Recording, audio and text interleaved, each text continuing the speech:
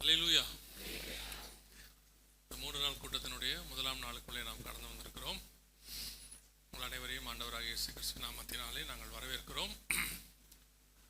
3 நாட்களும் நாம் மாலை வேளையில் கர்த்தருடைய வருகை கடத்த காரியங்களை, இந்த கடைசி காலத்தில் நடந்து கொண்டிருக்கிற சம்பவங்களையும், அதோடு கூட சில காரியங்களை எல்லாம் நாம் அடுத்து நடக்கக்கூடிய தீர்க்க தரிசன நிறைவேறுதல்கள், வேதாகமத்தில் சொல்லப்பட்ட தீர்க்க தரிசனங்கள் எப்படி நிறைவேறப் போகிறது என்பதையும் நாம் கர்த்தருக்கு சித்தமானால், வருகை தாமதிக்குமானால் இந்த 3 நாளும் நாம் பார்க்க போகிறோம். இந்த முதலாம் நாளிலே நாம் ஒரு வசனத்தை வாசிக்க போகிறோம். வாசித்து கர்த்தருடைய வார்த்தையின் நிறைய கடந்து போவோம். தானியேல் தீர்க்கதரிசன புஸ்தகம் 12ஆம் அதிகாரம் 4வது வசனத்தை வாசியுங்கள். தானியேல் 12:4 வாசி. நல்ல தகப்பனே, சர்வ வல்லமையுள்ள எங்கள் ஆண்டவரே, இந்த நாளுக்காக உமக்கு நன்றி. கிருபையுள்ள கரத்தில் எங்களை தாழ்த்துகிறோம். தேவனாகிய கர்த்தர் எங்களுக்கு தந்திருக்கிற சந்தர்ப்பத்திற்காக உமக்கு நன்றி. நாங்கள் ஆண்டவரே இந்த மாலை வேளையிலும் உடைய சமூகத்துக்கு வந்திருக்கிறோம். இம்மட்டும் துதிகளையும் ஸ்தோத்திரங்களையும் அங்கீகரித்த எங்கள் ஆண்டவர், நோவா செலுத்தினதான பலியை சுகந்த வாசனையாய் நுகர்ந்தவர், அவர்களோடு கூட உடன்படிக்கை பண்ணினீர் என்று சொல்லி நாங்கள் வேதத்தில் வாசிக்கிறோம். அதே போல் உடைய வார்த்தையினால் எங்களோடு கூட இடைகட்டுவீராக, பேசுவீராக. இந்த 3 நாட்களும் உடைய வார்த்தை எங்கள் மத்தியிலே அனுப்புவீராக. எங்கள் சபை காதுள்ள சபையாக, ஆண்டவரே உடைய வருகைக்கு ஆயத்தப்படுகிற சபையா, வசனம் எங்களுக்குள்ளே ஊடுருவ கர்த்தர் கிருபை பாராட்டும்படி நாங்கள் ஜெபிக்கிறோம். மகிமையுள்ள கரத்தில் எங்களை தாழ்த்துகிறோம். எங்கள் ஆண்டவர் இயேசு கிறிஸ்துவின் நாமத்தில் பிதாவே, அல்லேலூயா. தானியேல் புஸ்தகம் 12ஆம் அதிகாரம் 4வது வசனத்தில் ஆண்டவர் தானியேலுக்கு அநேக காரியங்களை வெளிப்படுத்துகிறார். வெளிப்படுத்தி விட்டு எல்லாவற்றையும் அவனிடத்துல சொல்லிவிட்டு கடைசியாக தானியேலை பார்த்து ஆண்டவர் சொல்லுகிறார், இந்த புஸ்தகத்தில் உள்ள வார்த்தைகளை முத்திரை போடு, அப்பொழுது புதைபொருளாக வைத்து முஸ்தரை போடு, அப்பொழுது அநேகர் இங்கும் அங்கும் ஓடி ஆராய்வார்கள், அறிவும் பெருகி போகும் என்றார். இந்த வசனத்தின்படி ஆண்டவர் தானியேலுக்கு அநேக காரியங்களை வெளிப்படுத்துகிறது நாம் பார்க்கிறோம். ஆனால் இந்த தானியேல் புஸ்தகத்தை நீங்கள் படிக்க விரும்புகிறவர்கள் அல்லது அதை தியானிக்க விரும்புகிறவர்கள், இதை நீங்கள் 2 பகுதியாக பிரித்து படிக்கணும். படிக்கும் பொழுது முதல் 6 அதிகாரத்தை நீங்கள் தானியேலுடையதான வாழ்க்கையில் நடந்ததான சம்பவங்கள், 1ஆம் அதிகாரம் முதல் 6வது அதிகாரம் வரைக்கும் தானியேல் வாழ்க்கையில் நடந்த சம்பவங்கள், அதை ஒட்டி நடந்ததான ஊழியங்கள் எல்லாம் இருக்கும். 7ஆம் அதிகாரத்திலிருந்து 12ஆம் அதிகாரம் வரைக்கும் தானியேலுக்கு தனிப்பட்ட முறையிலே கர்த்தர் தந்த தரிசனமும் வெளிப்பாடுகளும் இருக்கும். முதல் அதிகாரத்தில் நீங்கள் பார்க்கும் பொழுது தானியேல் அங்கே கொண்டு வரப்படுகிறார். அந்த இடத்துல ராஜாவுடைய போஜனத்தினால் தீட்டுப்பட மாட்டேன் என்று சொல்லுகிறார். அப்படிப்பட்ட காரியங்களை நாம் பார்க்கிறோம். 2ஆம் அதிகாரத்தில் நேபுகாத் நேச்சாருடைய சொப்பனம், அதற்கு ஒரு விளக்கத்தை கொடுக்கிறார். 3ஆம் அதிகாரத்தில் ஒரு சிலை செய்யப்படுகிறது. ஷாத்ராக், மேஷாக், ஆபேத்நேகோ வணங்க மறுக்கிறார்கள். அதனால் ஏற்படக்கூடியதான ஒரு எழுப்புதலை அங்கே பார்க்கிறோம். 4ஆம் அதிகாரத்தில் நேபுகாத் நேச்சார் காணுகிற இன்னொரு சொப்பனம், அதற்கு தானியேல் விளக்கம் கொடுக்கிறார். 5ஆம் அதிகாரத்தில் பெல்ஷாஷாரை குறித்து சொல்லப்படுகிறது, அங்கே அவனுக்கு ஒரு விளக்கத்தை கொடுக்கிறார். 6ஆம் அதிகாரத்தில் சிங்கக்கபிலே தானியேலை கொண்டு போய் விடுகிறதான அந்த சம்பவம் இருக்கிறது. இது அதோடு கூட தானியேலுடையதான வாழ்க்கையில் நடந்த சம்பவங்கள் முடிவுக்கு வருகிறது. ஆண்டவர் 6ஆம் அதிகாரத்தை எப்படி முடிக்கிறார்னா, தரிவின் காலத்திலும் கோரேசின் நாட்களும் பெர்ஷியா காலத்திலும் அவனுடைய ராஜ்யம், அவனுடைய காரியம் எப்படி இருந்தது, ஜெயமாய் இருந்தது அப்படின்னு முடிச்சிட்டார். இப்போ 7ஆம் அதிகாரத்துல இருந்து தனிப்பட்ட முறையில் அவருக்கு என்னென்ன காரியங்கள் எல்லாம் வெளிப்படுத்தப்பட்டது அப்படிங்கிறது, அது முன்னுக்கு பின் இருக்கும். பார்த்தீங்கன்னா 7ஆம் அதிகாரத்தில் உள்ளதுக்கும் 8ஆம் அதிகாரத்துக்கும் முன்னுக்கு பின் இருக்கும். ஆனால் அது எல்லாமே அவருக்கு தரிசனத்தின் வழியாக வரிசைக்கிரமமாக இருக்கும். 7ஆம் அதிகாரத்திலும் 4 மிருகங்களை குறித்து பார்க்க முடியும். 8ஆம் அதிகாரத்தில் 2 ஆட்டுக்கடாக்களை குறித்து பார்க்க முடியும். 9ஆம் அதிகாரத்தில் 70 வாரக்கணக்கை பார்க்க முடியும். 10ஆம் அதிகாரத்தில் அவர் கொடுக்கப்படுகிறதான ஜெபத்துக்கான பதிலை குறித்து நாம் பார்க்க முடியும். இப்படி ஆண்டவர் 11ஆம் அதிகாரத்தில் வடதிசை ராஜா, தென்திசை ராஜாவை குறித்து பேசுகிறார். 12ஆம் அதிகாரத்தில் முடிவுரை பேசுகிறார். இது எல்லாத்தையும் வெளிப்படுத்தி விட்டு ஆண்டவர் என்ன சொல்றாரு, இவைகளை நீ என்ன செய்ய, முத்திரை போடு அப்படிங்கிறார். அவரோட அர்த்தம் என்ன அப்படின்னு கேட்டீங்கன்னா, இந்த காரியங்கள் முடிவு காலத்துக்கு உரியதாக இருக்கிறது. சில காரியங்கள் அந்த காலத்துக்கு உரியதாக இருக்கும். அந்த காலத்துக்கு உரிய காரியத்தை அப்பொழுதே ஆண்டவர் வெளிப்படுத்தி கொடுக்கிறார். உதாரணமா நேபுகாத் நேச்சாரை பத்தி சொல்லுவாரு, அது அங்கேயே இருக்கும், வெளிப்படுத்தி கொடுத்துருவாரு. அடுத்து வரக்கூடியதான மேதிய பெர்ஷியா சாம்ராஜ்யத்தை பத்தி சொல்லியிருப்பாரு, அதை தானியேல் கண்கூடாக பார்ப்பார், நடக்கிற சம்பவங்கள்லாம் பார்ப்பார். ஆனால் அதுக்கு பின்னாடி வரக்கூடிய கிரேக்க சாம்ராஜ்யத்தை குறித்தோ ரோம சாம்ராஜ்யத்தை குறித்தோ அவர் பார்க்க மாட்டார். அது வெறும் தீர்க்க தரிசனமாய் மட்டும் இருக்கும். இப்படி ஆண்டவர் சொல்லுகிறார். இதுல கடைசி காலத்துக்கு என்று தனியாக கொஞ்சம் காரியங்கள் இருக்கிறது. அதை ஒரு புஸ்தகமாக எழுதி முத்திரை போட சொல்லுகிறார். பட் இன்னைக்கு நாம அதை பத்தி பார்க்க போகிறது இல்லை. முத்திரைகளை பற்றியோ அதோட புஸ்தகத்தை குறித்து நான் பார்க்க போகிறது இல்லை. கர்த்தருக்கு சித்தமானால் நாளை மறுநாள் அதை குறித்து நாம் பார்க்கலாம். இன்னைக்கு நம்ம என்ன பார்க்க போகிறோம்னா, அதுல பர்டிகுலராக இந்த புஸ்தகத்தை படிக்கிற காலகட்டம் எப்படி இருக்கும் என்று ஆண்டவர் சொல்லுகிறார். அங்கே வசனம் சொல்லுது, இந்த புஸ்தகத்தை முத்திரை போடு, அப்பொழுது அநேகர் இங்கும் அங்கும் ஓடி ஆராய்வார்கள், அறிவும் பெருகி போகும் என்றார். அநேகர் இங்கும் அங்கும் ஓடி ஆராய்வார்கள், அறிவும் பெருகி போகும். இது கடைசி காலத்துக்குரிய மிக முக்கியமான அடையாளங்களில் ஒன்று. இயேசு கிறிஸ்து நிறைய அடையாளங்களை நமக்கு சொல்லுகிறார் என்று சொல்லி பார்க்கிறோம். இதுல ஒரு அடையாளம் கொடுக்கப்படுகிறது. என்ன அப்படின்னு கேட்டீங்கன்னா, கடைசி காலத்துக்குரிய அடையாளம் என்ன அப்படின்னா, அநேகர் இங்கும் அங்கும் ஓடி ஆராய்வார்கள் அப்படின்னு இருக்கு. முதலாவதாக ஆராய்ச்சியை குறித்தும் அதில் சொல்லப்படுகிறதான காரியங்களை குறித்தும் நாம் பார்க்கிறோம். அநேகர் இங்கும் அங்கும் ஓடி ஆராய்வார்கள். அப்போ இந்த ஆராய்ச்சி என்பது ஏதோ கடைசி காலத்தில் நடக்க வேண்டிய ஒரு விஷயமா அப்படின்னு சொல்லி கேட்டீங்கன்னு சொன்னால், கடைசி காலத்து விஷயம் அல்ல. 2000 வருஷத்துக்கு முன்னாடியே வானசாஸ்திரிகள் என்ன செய்யறாங்க, கிழக்குல இருந்து யூதருக்கு ராஜாவாய் பிறந்திருக்கிறவர் எங்கேன்றதை எதை வச்சு கண்டுபிடிச்சாங்க, ஒரு நட்சத்திரத்தை வச்சு கண்டுபிடிக்கிறாங்க. நட்சத்திரத்தை வச்சு கண்டுபிடிச்சு, இந்த நட்சத்திரம் இந்த இடத்துல வந்தா யூதருக்கு ராஜாவாய் பிறந்திருப்பாரு அப்படின்னு சொல்லி அவர்கள் அப்பவே என்ன செய்யறாங்க, ஆராய்ச்சியை தொடங்கிட்டாங்க. அதுக்கு முன்னாடியும் ஆராய்ச்சி இருக்கு. ஏறக்குறைய இயேசு கிறிஸ்து பிறப்பதற்கு 500 வருஷத்துக்கு முன்னாடியே ஹேண்ட் யூனிவர்சிட்டியில நிறைய ஆராய்ச்சிகளோட குறிப்புகள் எல்லாமே இருக்கு. ஸோ அப்போ அங்கும் இங்கும் ஓடி ஆராய்வார்கள் அப்படிங்கிறதான இந்த தீர்க்க தரிசனத்தினுடையதான காரியம் எப்படி இருக்கும் அப்படின்னா, பொதுவா எனக்கு ஒரு வேத பண்டிதர் சொல்லி கொடுத்தாரு. என்ன சொல்லி கொடுத்தாருன்னா, பூமி அதிர்ச்சி அப்படின்னு ஆண்டவர் ஒரு அடையாளத்தை சொல்றாருன்னா, பூமி அதிர்ச்சி எல்லா காலத்திலும் இருக்கும். ஆனால் பூமி அதிர்ச்சிகள் இன்க்ரீஸ் ஆகி அந்த காலகட்டத்தை போல பூமி அதிர்ச்சிகள் எந்த காலத்திலுமே இருக்காது, அந்த அளவுக்கு இருக்கும். அதுதான் நமக்கு அடையாளம் அப்படிம்பாரு. அது எவ்வளவு தூரம் இன்க்ரீஸ் ஆகி எந்த அளவுக்கு உச்சநிலை அடையுதோ அதான் நமக்கு அடையாளம். அதே மாதிரி தான் இந்த ஆராய்ச்சியினுடைய அளவை நீங்க பாத்தீங்கன்னா அப்படியே வரிசை கிரமமா இருக்கும். கொஞ்சம் கொஞ்சமா ஆராய்ச்சி நடந்துகிட்டே இருந்துச்சு. எல்லா காலகட்டத்திலும் ஆராய்ச்சி இருக்கு. மனுஷனை முதல்ல எப்போ ஆரம்பிச்சானோ அப்பவே ஆராய்ச்சி தொடங்கிட்டான். அடுத்து நம்ம சமைக்கிறதுக்கு என்ன பண்ணலாம், நெருப்பு என்ன பண்ணலாம், இப்படிலாம் ஆராய்ச்சியை தொடங்கிட்டான். ஆனால் இப்ப இருக்கு பாருங்களேன், இந்த கடைசி ஒரு 100-120 வருஷம் குறிப்பாக சொல்லணும்னா, நான் எப்படி வச்சுப்பேன்னா, எனக்கு வச்சுப்பேன் அந்த அடையாளத்தை எப்படின்னா, தாமஸ் ஆல்வா எடிசனுக்கு பிறகு அவர் தான் அந்த கரண்ட் கண்டுபிடிச்சாரு, லைட் கண்டுபிடிச்சாருலாம் சொல்லுவாங்கல்ல, அவருக்கு பிறகு அதுக்கப்புறம் நீங்க ஆராய்ச்சியோடையதான அளவை பார்த்தீங்கன்னா பயங்கர ஸ்பீட். எந்த அளவுக்கு உச்சத்துக்கு போகுதுன்னா, இந்த இப்போ ரீசெண்டா ஒரு குறிப்பு படித்தேன். இந்த ஒரு காலகட்டத்தில் மனுஷன் 12 மாசத்துக்கு ஒரு தடவை தன்னை அப்டேட் பண்ணி கொடுக்குறானா. ஒரு காலத்துல 25 வருஷத்துக்கு ஒரு தடவை தான் அப்டேட் ஆகுமா மனித இனம். அடுத்தடுத்து அப்டேட் ஆகுறது 25 இயர்ஸ்க்கு ஒன்ஸ். இப்போ பார்த்தீங்கன்னு சொன்னா 12 to 16 மாசத்துக்குள்ள அப்டேட் ஆகிட்டே இருக்கான. அடுத்த காரியங்கள் போயிட்டே இருக்குதாம். அந்த அளவுக்கு ஆராய்ச்சியினுடைய உச்சம் அதிகமாய் போய்கிட்டு இருக்கு. ரெண்டாவது, அறிவு பெருகி போகும். இதை பத்தி நம்ம சொல்ல வேண்டிய அவசியமே கிடையாது. அறிவு பெருக்கத்தினுடைய உச்சம் எந்த அளவுக்கு இருக்குது அப்படின்னு சொல்லி பார்த்தீங்கன்னா, எனக்கு எங்க அம்மா சொன்னது ஞாபகத்தில் இருக்கு. அவங்க முதல்ல போய் ஸ்கூல்ல உட்காந்து ஆனா அவனா ஏபிசிடி எழுதுனது 6 வயசுலன்னு சொன்னாங்க. அவங்களாம் ஃபர்ஸ்ட் போகும்போது அந்த ஜென்ரேஷன்ல நம்மளையெல்லாம் கொண்டு போயிட்டு 3-3.5 வயசுல விட்டாங்க கிண்டர் கார்டன்ல. இப்பெல்லாம் பிள்ளைக்கு கையில கொடுக்கும் போதே, ஸ்கூல்ல கொண்டு போய் விடும் போதே அதுக்கு ஒரு 2 புக்கு படிச்சு முடிச்சுட்டு தான் போகுது இல்லையா. போகும்போது அப்படிதான் போகுது. இப்போ அன்னைக்கு ஒரு இதுல பார்த்தேன், அந்த அம்மா பிரெக்னெண்டா இருக்கிறாங்க, ஸ்பீக்கர் இங்க வச்சிருக்கிறாங்க, ஒரு ஹெட்ஃபோன் ஒன்று இப்படி வச்சிருக்காங்க. என்னன்னு கேட்டா, வயிற்றுல உள்ள பிள்ளைகளுக்கு இப்பவே போதிக்கிறாங்க, எல்லாம் சொல்லி கொடுக்குறாங்களாமா. அந்த அளவுக்கு என்ன இருக்குது, அறிவு பெருக்கம் உச்சத்துக்கு போயிட்டு இருக்குது. இது எங்க போய் முடியும்னே தெரியாது. வெரி ஒஸ்ட் கண்டிஷன்ல போகுது. அறிவு பெருக்கம் எப்பவுமே, ஞானம் என்ன செய்யுமா கடைசி காலத்துல, அறிவு பெருக்கம் என்னத்தை கொண்டு வரும், நோய் பெருக்கம் அப்படின்னு இருக்கு. இப்போ அதான் நடந்துட்டு இருக்கு. நம்ம கண் கூட நீங்க நல்லா கவனிச்சு பாருங்க, அதிகமா படிக்கிறவங்க ஸ்ட்ரெஸ்ல இருக்காங்க. இப்ப பிள்ளைகள் இப்போ ஸ்கூலுக்கு யாருமே இன்ட்ரெஸ்டாலாம் போல. பிள்ளைகள்லாம் எப்படி போறாங்க, ஒரு ஸ்ட்ரெஸ்ஸோட போறான். அது அவனை ஏதாவது ஒன்று இவங்க ஆக்குறாங்க, இல்லை அவன் ஆயிடுறான், ஏதோ ஒன்று ஆகுது. இப்போ எங்க போய் உட்காந்தாலும் பிள்ளைகள் இந்த ஞானம் அறிவு அப்படிங்கிற கான்செப்டை வச்சுக்கிட்டு அந்த பிள்ளைகளை உயிரை வாங்கி தொலைகிறாங்க. பாவமா இருக்கு பிள்ளைகளை பார்த்தா.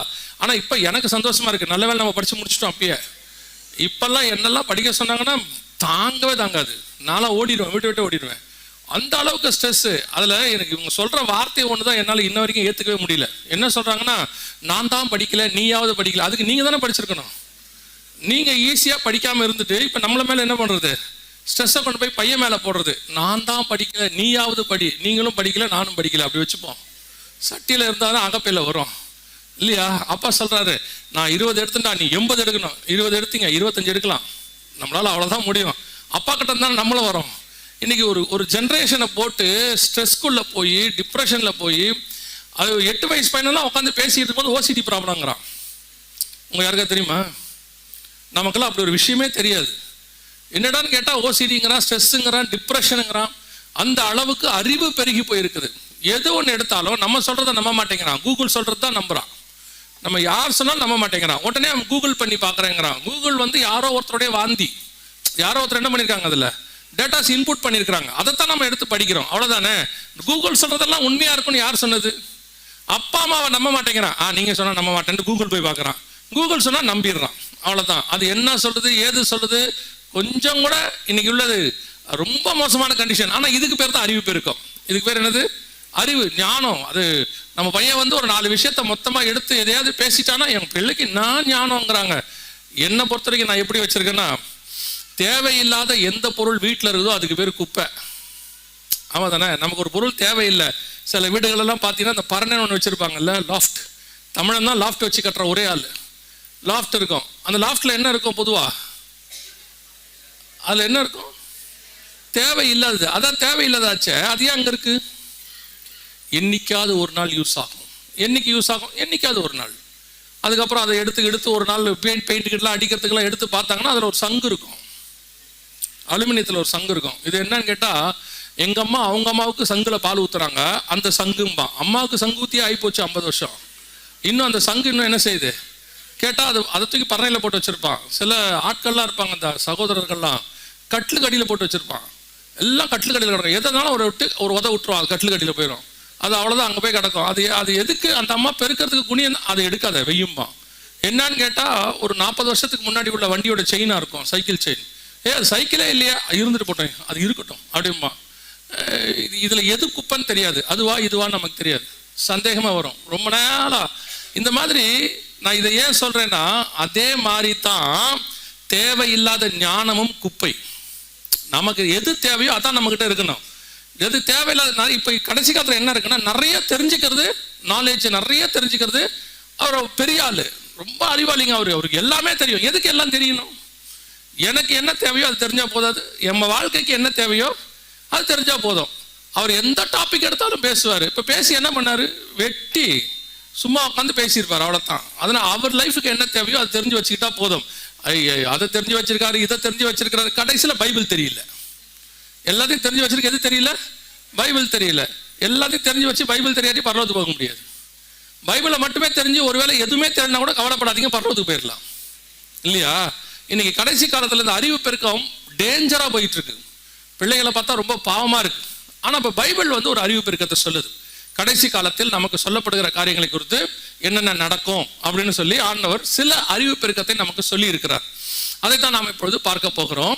இன்னைக்கு முதல் நாள்ல முதலாவது வாசிங்க, வெளிப்படுத்தின விசேஷம் 9ஆம் அதிகாரம் 4வது வசனத்தை வாசிங்க.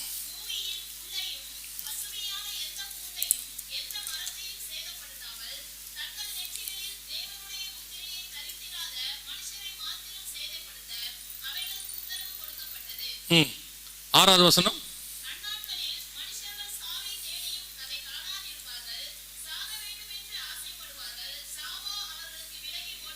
இந்த வசனத்தை கவனிச்சு பாருங்க. இந்த வசனம் சொல்லுது, அந்நாட்களில் மனுஷர்கள் சாக வேண்டும் என்று ஆசைப்படுவார்கள், சாவோ அவர்களுக்கு விலகி. வித்தியாசமான வசனம் பாருங்க. இந்த வசனம் எப்படி இருக்கும்? வித்தியாசமான வசனம். அந்நாட்களில் மனுஷர்கள் சாக வேண்டும் என்று ஆசைப்படுவார். எந்த காலத்திலேயாவது மனுஷன் சாக ஆசைப்படுவானா?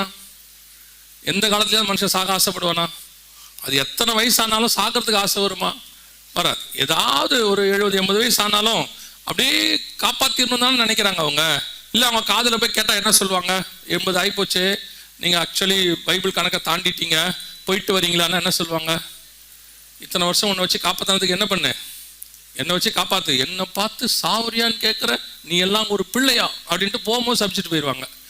நிறைய பேர் அப்பா அம்மா ஏன் காப்பாற்றிக்கிட்டு இருக்கிறான்னா, போகும்போது சபிச்சிடக்கூடாதுன்ற ஒரே நம்பிக்கைக்கு தான், இல்லையா? யாருக்காவது சாக ஆசை வருமா?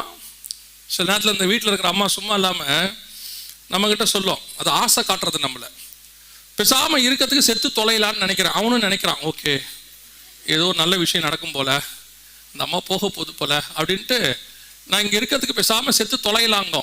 போகவே போகாது. பார்த்துருக்கீங்களா? போகவே போகாது. இல்லைன்னா நீங்கள் கூப்பிட்டு வேணா பாருங்களேன் ஒரு நாள், ஏம்மா நீ தான் சொல்கிறியே போகுமா, நீ ரொம்ப நாளாக சொல்லிக்கிட்டு இருக்கியே இருக்கிறதுக்கு பேசாமல் நான் செத்து தொலைகிறேன்னு, வரியா? நான் ஏன் சாகணும்? அது எல்லாரையும் அனுப்பிட்டு தான் போவோம். சாகர ஆசை யாருக்கு என்ன செய்யாது? யாருக்கும் வராது. சாகர ஆசையே வராது. ஏன்னா அந்த உயிர் ஆசைன்னு ஒன்று இருக்குல்ல, அது நமக்கு இல்லை, சின்ன எறும்புக்கு கூட இருக்கும். அந்த எறும்பை நீங்கள் சாகடிக்க போனீங்கன்னா அது என்ன செய்யும்? தப்பிச்சு ஓடும். அதுக்கு அந்த உயிர் ஆசை எல்லாருக்கும் உண்டு. அப்படி இருக்கும் பொழுது இந்த வசனம் என்ன சொல்லுதுன்னா, மனுஷர்கள் அந்நாட்களில் சாக வேண்டும் என்று ஆசைப்படுவார்கள், சாவோ அவர்களுக்கு விலகி. இது எதை பத்தினதான வசனம்னு கேட்டீங்கன்னா, 9ஆம் அதிகாரம் நடக்கிறது எப்பன்னு கேட்டீங்கன்னா, வருகைக்கு பின்னாடி 7ஆம் அதிகாரம் 9ஆம் வசனத்துல சபை எடுத்துக்கொள்ளப்படுகிறது. சபை வந்து எங்க இருக்கு? சிங்காசனத்துக்கு முன்பாக, ஆட்டுக்குட்டியானதுக்கு முன்பாக நிற்கிறது. 8ஆம் அதிகாரத்துல இருந்து வாதை ஆரம்பிக்கிறது. அதாவது உபத்திரவ காலம் ஆரம்பிக்குது. 1ஆம் எக்காலம், 2ஆம் எக்காலம், 3ஆம் எக்காலம்லாம் ஊதப்படுது. அப்படி ஊதப்படும் போது உபத்திரவம் கூடிக்கிட்டே போகும். கைவிடப்பட்ட சபைக்கு உபத்திரம் என்ன செய்யும்? கூடிட்டே போகும். அப்ப கூடிட்டே போகும்பொழுது ஒரு காலகட்டத்தில் மனுஷன் என்ன நினைப்பானா, நடக்கிற வாதையை குறித்து பார்த்துட்டு அவன் என்ன நினைப்பானா, பேசாம இருக்கிறதுக்கு என்ன செஞ்சிடலாம், செத்துடலாம். ஆனால் வசனம் சொல்லுது, சாவோ அவர்களுக்கு விலகி. இது எப்படி நடக்கும்? சாகலான்ற ஆசை கூட சில நேரத்தில் வரும். எப்பன்னு கேட்டீங்கன்னா, ஹிட்லர் பீரியட்ல 1936 இருந்து 43க்குள்ள யூதர்களை ரொம்ப கொடுமைப்படுத்தினார் அவர், கொடுமையின் உச்சத்துல. அப்போ யூதர்கள் என்ன நினைச்சாங்கன்னா, தற்கொலை பண்ணி செத்தா நரகத்துக்கு போயிடுவோம், இயற்கையா மரணம் வந்துடாதா, ஆண்டவர் நமக்கு இயற்கை மரணத்தை கொடுத்துட மாட்டாரா, இவங்கிட்ட தப்பிச்சிட மாட்டோமா அப்படின்னு அவ்வளவு கொடுமை ஹிட்லர் கையில இருந்துச்சு. அப்போ அந்த காலத்துல கூட மனுஷன் நினைப்பான், பேசாம இவ்வளவு கஷ்டப்படுறதுக்கு என்ன பண்ணிடலாம், செத்துடலாம் அப்படின்னு. ஆனா வசனம் என்ன சொல்லுது, அதோட சேர்த்து அவர்கள் சாக வேண்டும் என்று ஆசைப்படுவார்கள், சாவோ அவர்களுக்கு விலகி. அது எப்படி சாவு விலகி ஓடி போயிடும்? சாகணும்னு நினைக்கிற, அதான் சமீபத்தில் கூட பேசிட்டு இருந்தோம். ஒரு மனுஷனுக்கு கர்த்தர் கொடுத்த சுயாதீனம் அல்லது கர்த்தர் கொடுத்த அதிகாரத்துல ஒண்ணு என்னவா, அவன் ஜீவனை அவனே எடுத்துக்கிறதுக்கு என்ன இருக்கு, ஒரு இருக்கு. ஆனா எடுக்கக்கூடாது, பைபிள் படி எடுக்கக்கூடாது.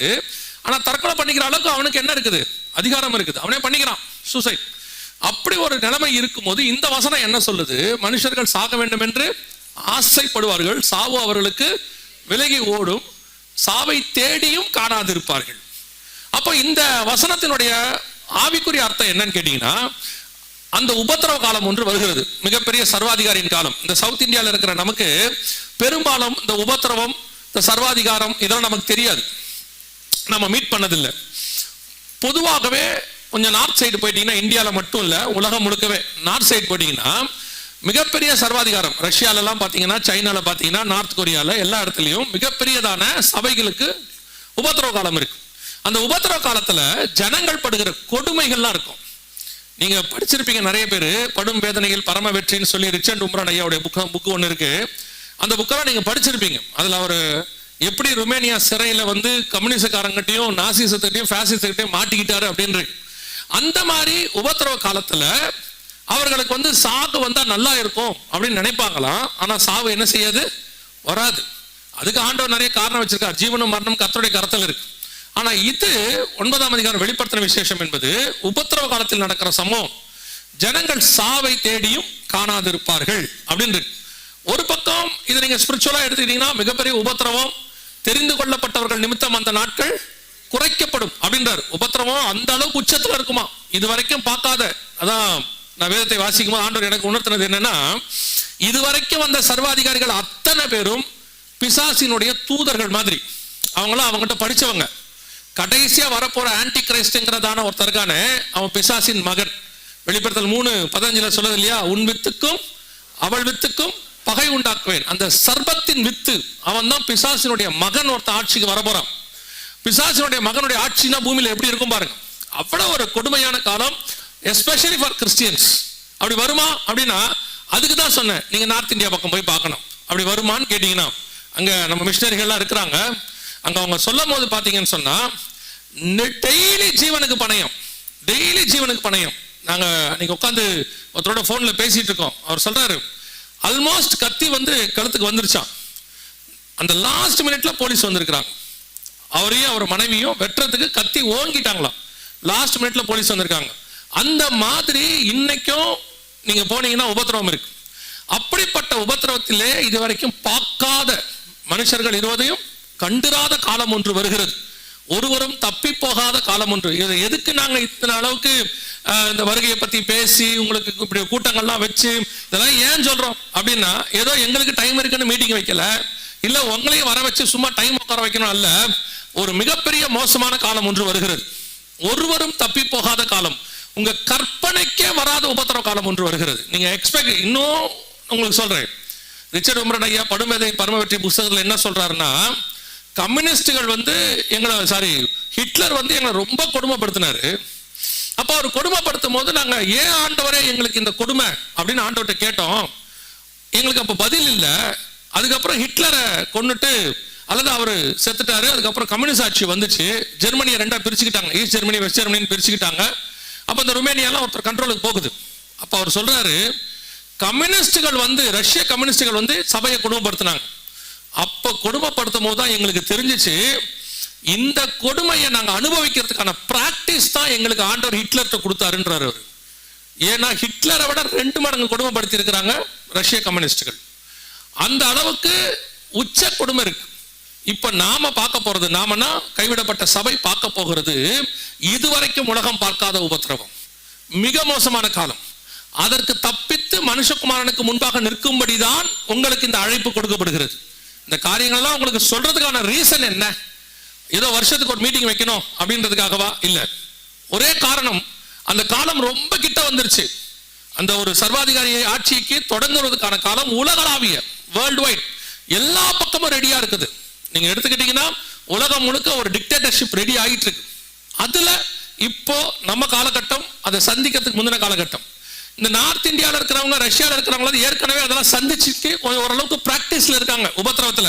இந்த சவுத் இந்தியாவில் இருக்கிறோம் பாருங்க, குறிப்பா தமிழ்நாடு கேரளாக்குள்ள இருக்கோமே, நமக்கெல்லாம் உபத்திரவம்னா என்னன்னு தெரியாது. நமக்கு இருக்கிற ஒரு உபத்திரவம்னா என்னன்னு கேட்டா, டயத்துக்கு பையனுக்கு ஃபீஸ் கட்ட முடியல, நல்லா ஜோம் பண்ணிக்கிட்டு இருக்கும் போது கரண்ட் போயிருச்சு, பிசாசு கரண்ட்ல கை வச்சிருச்சு. இதான் நமக்கு தெரிஞ்ச ஒரே உபத்திரவம் இல்லையா? அவங்க உபத்திரவம்லாம் ஜீவனுக்கு போராடிக்கிட்டு இருக்கிறது. அப்போ நமக்கு உபத்திரவம்னா என்னன்னு தெரியாததுனால அப்படிப்பட்ட சர்வாதிகாரிலாம் நீங்க மீட் பண்ண வேண்டாம், அது ரொம்ப கஷ்டம். நீங்க இதே சந்தோஷத்தோட பரலோகத்துக்கு போயிட்டீங்கன்னா நல்லது. நீங்க பாட்டுக்கிட்டு எதையாவது மாட்டிக்கிட்டீங்கன்னு வச்சுக்க, ரொம்ப கஷ்டம் நமக்கெல்லாம். நான் பயத்துக்காக சொல்லவில்ல, நமக்கு ஆண்டவர் நல்ல வாய்ப்பு வச்சிருக்கிறார். அதுக்கு முன்பதாகவே மனவாட்டியை கூட்டிக் கொண்டு கர்த்தர் போக விரும்புகிறார். அல்லேலூயா. எனவே நமக்கு இந்த 9ஆம் அதிகாரம் 4-5 வசனம் 6வது வசனம் எதை சொல்லுதுன்னா, உபத்திரவ காலத்தில் நடக்கிற சம்பவம். அந்நாட்களில் அவங்க என்ன பண்ணுவாங்களாம், சாகவை தேடியும் காணாது இருப்பார்கள். அந்த எத்தனை வருஷத்துக்கு இது நடக்கும்னு கேட்டீங்கன்னா 7 வருஷத்துக்கு நடக்கும். எத்தனை வருஷத்துக்கு? உபத்திரவ காலம் 7 வருஷம். நம்ம தானியேல் புஸ்தகம் 9:27 வாசிக்கிறோம் இல்லையா, அவர் 1 வாரம் அளவும் அப்படின்னு. அந்த 7 days 7 years கணக்கு. அந்த உபத்திரவம் 7 வருஷம். அந்த 7 வருஷத்துல நடக்கிற சம்பவத்தை தான் இங்க சொல்றாங்க. அந்த 7 வருஷத்தில் அவர்கள் சாவை தேடியும் காணாது இருப்பார்கள், சாக வேண்டும் என்று ஆசைப்படுவார்கள், சாவோ விலகி ஓடி போகும். அது எப்படி சாத்தியம்?